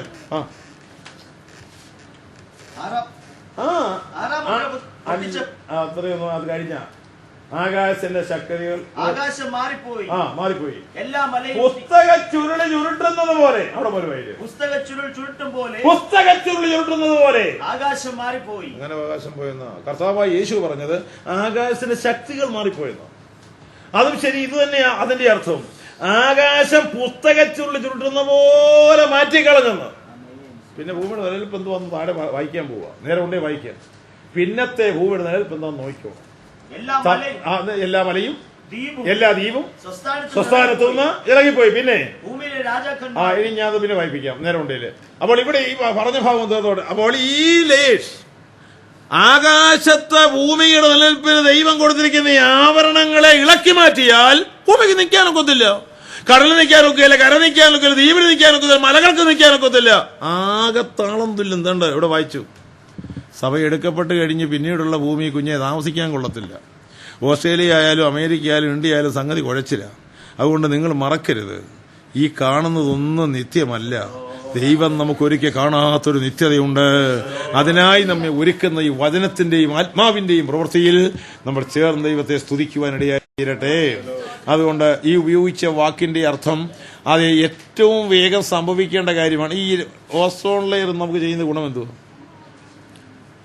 ഈ ഓസോൺ ലെയർ ഇല്ലായിരുന്നെങ്കിൽ നമുക്ക് ഉണ്ടാകാവുന്ന പ്രത്യാഘാതം എന്തോ? ആകാശത്തിലെ അപ്പുറത്ത് അന്യഗോളങ്ങളിൽ നിന്ന് വരുന്ന അൾട്രാവയലറ്റ് തുടങ്ങിയതായ മാരകരശ്മികളെ ഓസോൺ ലെയറിന്റെ മുകളിൽ വന്ന് കത്തി അങ്ങ് ചാരമായി പോകും. അത് നേരെ തൂക്കിങ്ങോട്ട് വരികയാണെങ്കിൽ അതെ ഇവിടെ ഇരിക്കുന്ന നമ്മൾ കാച്ചിക്ക പുഴുങ്ങി വെച്ച പോലെയും വട്ടയപ്പം പുഴുങ്ങി വെച്ചുകൊണ്ടിരിക്കും. ഇതിന് തെളിവ് വല്ലതും ഉണ്ടോ? ഇതങ്ങനെയാണ്. ഇനി ആകാശത്തിന്റെ ചുരുള് മാറ്റിക്കഴിഞ്ഞാൽ പിന്നെ ഇവിടെയുള്ള സ്ഥിതി എന്താന്ന് വെളിപ്പാട് ദിവസം 16-ാം അധ്യായത്തിന്റെ 8-9 വാക്യം ഒന്ന് വായിച്ചായിട്ട് ഞാൻ ഒരു വാക്ക് സ്വന്തം അഭിപ്രായം പറയത്തില്ല. കാരണം ഇതിനൊക്കെ വേദോത്സവം തെളിവ് തരുന്നതുകൊണ്ട് അത് വിശ്വസിച്ചങ്ങ് പറയാണ്. കുഞ്ഞെ വായിച്ചോട്ട്. നാലാമത്തവൻ തന്റെ കലശം സൂര്യനിൽ ഒഴിച്ചു. അപ്പോൾ തീ കൊണ്ട് മനുഷ്യരെ ചുടുവാൻ തക്കവണ്ണം അതിന് അധികാരം ലഭിച്ചു. അടുത്തത് മനുഷ്യർ അത്യുഷത്താൽ വെന്തുപോയി. ചത്തുപോയെന്നല്ല, പരിശുദ്ധാത്മാവിന് പ്രയോഗം തെറ്റുമോ? ഈ ഓസോൺ ലെയർ മാറ്റിക്കഴിഞ്ഞ് സൂര്യനിലെ താപം മനുഷ്യരിലോട്ട് തൂക്കിറങ്ങി അതെ നമ്മൾ നല്ല സുന്ദരന്മാരൊക്കെ ഇരിക്കുന്ന ആൾക്കാർക്ക് ആ രശ്മി ഇറങ്ങി വരുമ്പോൾ അതിന്റെ അൾട്രാവയലറ്റ് തുടങ്ങിയ മാരക രശ്മികളുടെ പ്രത്യാഘാതം ആക്രമണം കൊണ്ട് അതേ ജീവനോടിരിക്കുന്ന മനുഷ്യനെ വെന്തുപോയെന്ന് എഴുതി വെച്ചിരിക്കുന്നു. എന്നാ പിന്നെ ചത്തുപോയെന്ന് എഴുതി തരാഞ്ഞോ? ആ വാക്കിന്റെ ശക്തി മനസ്സിലായോ? എന്ന് പറഞ്ഞാ വട്ടയപ്പം പുഴുങ്ങി വെക്കുന്നോട് കുടിയിരിക്കുമെന്ന് പറഞ്ഞു. അതിനുമുമ്പേ വെല്ലച്ചാതി ഈ നാട് വിടാൻ നോക്ക്. ഓസ്ട്രേലിയയിൽ വന്ന മലയാളിക്ക് ധാരണയുള്ളത് ഇത് ദുർഗമായി ഇവിടുന്ന് പോകേണ്ടി വരികയില്ലെന്നാ. കുഞ്ഞെ പോകണ്ട, ഇവിടെ കടന്നു തേണ്ട വരുന്ന ബാക്കി കാര്യങ്ങൾ. അതുകൊണ്ട് ഇതൊന്നും നിലനിൽപ്പുള്ളതല്ല. നമുക്കൊരു വീട് ഒരുക്കിയിട്ടുണ്ട്. ആകയാൽ ആ വരുന്ന പ്രത്യാഘാതം എന്താണെന്ന് ഇവിടെ വ്യക്തമായി എഴുതി വെച്ചിട്ടുണ്ട്. ആകാശത്തിന് ശക്തി ഇളകും, ആവരണങ്ങൾ മാറിപ്പോകും, പുസ്തകത്തിലുള്ളിലുരുട്ടം പോലെ ഇത് മാറ്റിക്കളയും. അതിനാൽ അത് പിന്നീടുള്ള ജനവാസം അതിരൂക്ഷമായ വേദനജനകമായ നിലവാരത്തിൽ എത്തിച്ചേരും. മനുഷ്യർക്ക് പ്രശ്നം പരിഹരിക്കാൻ സാധ്യവുമല്ല. സമയം പോകുന്നു, പെട്ടെന്നായിക്കോട്ടെ. കുഞ്ഞ് അടുത്ത വാക്യം ഒന്ന് വായിച്ചെടുത്തായിട്ട് 6-ാം അധ്യായം 12-ന്റെ താഴോട്ട് വായിച്ചുകൊണ്ടിരിക്കുന്ന വാക്യം പുസ്തകത്തിനുള്ളിൽ ചുരുട്ടുന്ന പോലെ ആകാശം ചുരുട്ടി മാറ്റും. പിന്നെ എല്ലാ മലയും ദ്വീപും പിന്നീട് ഭൂമിയുടെ നിയന്ത്രണപ്പെടും, കടലിന്റെയും കരയുടെയും നിയന്ത്രണപ്പെടും, ദ്വീപുകളുടെ നിയന്ത്രണം മാറും. ആകെപ്പാടെ ഇത് കുലുങ്ങിമറിയും, ഇളകിമറിയും, താളം തെറ്റും. ആർക്കും നിയന്ത്രിക്കാൻ വയ്യാത്തൊരു ഭൂമിയായി ഇത് തീരും. അനന്തരഫലം നോക്കിയാട്ടെ മനുഷ്യവാസം എന്താണെന്ന്. ഭൂമിയിലെ രാജാക്കന്മാര്, ഭൂമിയിലെ മഹത്വക്കള്, ഭൂമിയിലെ സഹസാധിപന്മാര്, ഭൂമിയിലെ ബലവാന്മാര്, സകല ദാസനും സകല സ്വതന്ത്രനും ഗുഹകളിലും മലപ്പാറകളിലും ഒളിച്ചുകൊണ്ട് മലകളോടും പാറകളോടും ഞങ്ങളുടെ മേൽ വീഴുവീൻ. എന്താ കാരണം? എന്താ ബോംബിട്ടാന്നോ? വയല് സിംഹാസനത്തിൽ ഇരിക്കുന്നതിന് മുഖം കാണാതെ വണ്ണം, കുഞ്ഞാടിന്റെ കോപം തട്ടാതെ വണ്ണം ഞങ്ങളെ മറപ്പീൻ. അടുത്തത് അവന്റെ അല്ല, അവരുടെ മഹാകോപ ദിവസം വന്നുവല്ലോ. അടുത്തത് അങ്ങനുണ്ട്. ലക്ഷംപേട് കോളനിയിൽ നിന്ന് ഓടിയ കാര്യമല്ല ഞാനീ പറഞ്ഞത്. ഇത് ആദിവാസികളും ചേരിവാസികളും ഓടിയ കാര്യമല്ല ഈ പറഞ്ഞത്. ഭൂമിയിലെ രാജാക്കന്മാരെ, മഹത്വക്കള്, സഹസാധിപന്മാരെ, ബലവാന്മാരെ, ധനവാന്മാരെ, മഹത്വക്കള്, പഞ്ചനക്ഷത്ര ഹോട്ടലുകളുടെ ഉടമസ്ഥന്മാര്, കൊട്ടാരങ്ങളും കോവിലുകളും ഉള്ളവര്, വീട് വേണ്ട, നാട് വേണ്ട, സ്വത്ത് വേണ്ട, ഒന്നും വേണ്ട, മലകളിലേക്കും പാറകളിലേക്കും ഗുഹകളിലേക്കും ഓടുന്ന കാലം വരുന്ന കുഞ്ഞുങ്ങളെ. ഇതെല്ലാം മനുഷ്യൻ ഇട്ടേ ചൂടും. ഭൂമിയുടെ രഹസ്യ സങ്കേതങ്ങൾ മനുഷ്യർ ഉറകൾ ഉണ്ടാക്കിക്കൊണ്ടിരിക്കുകയാണ്, വല്ലതും വന്നാൽ ഒളിക്കാൻ. പക്ഷെ ഇത് ഒളിവിടങ്ങളല്ല. അവിടെ പോയിരുന്ന് പറയുന്ന കാര്യം, മലകളെ ഞങ്ങളെ ഒന്ന് മറയ്ക്കേ.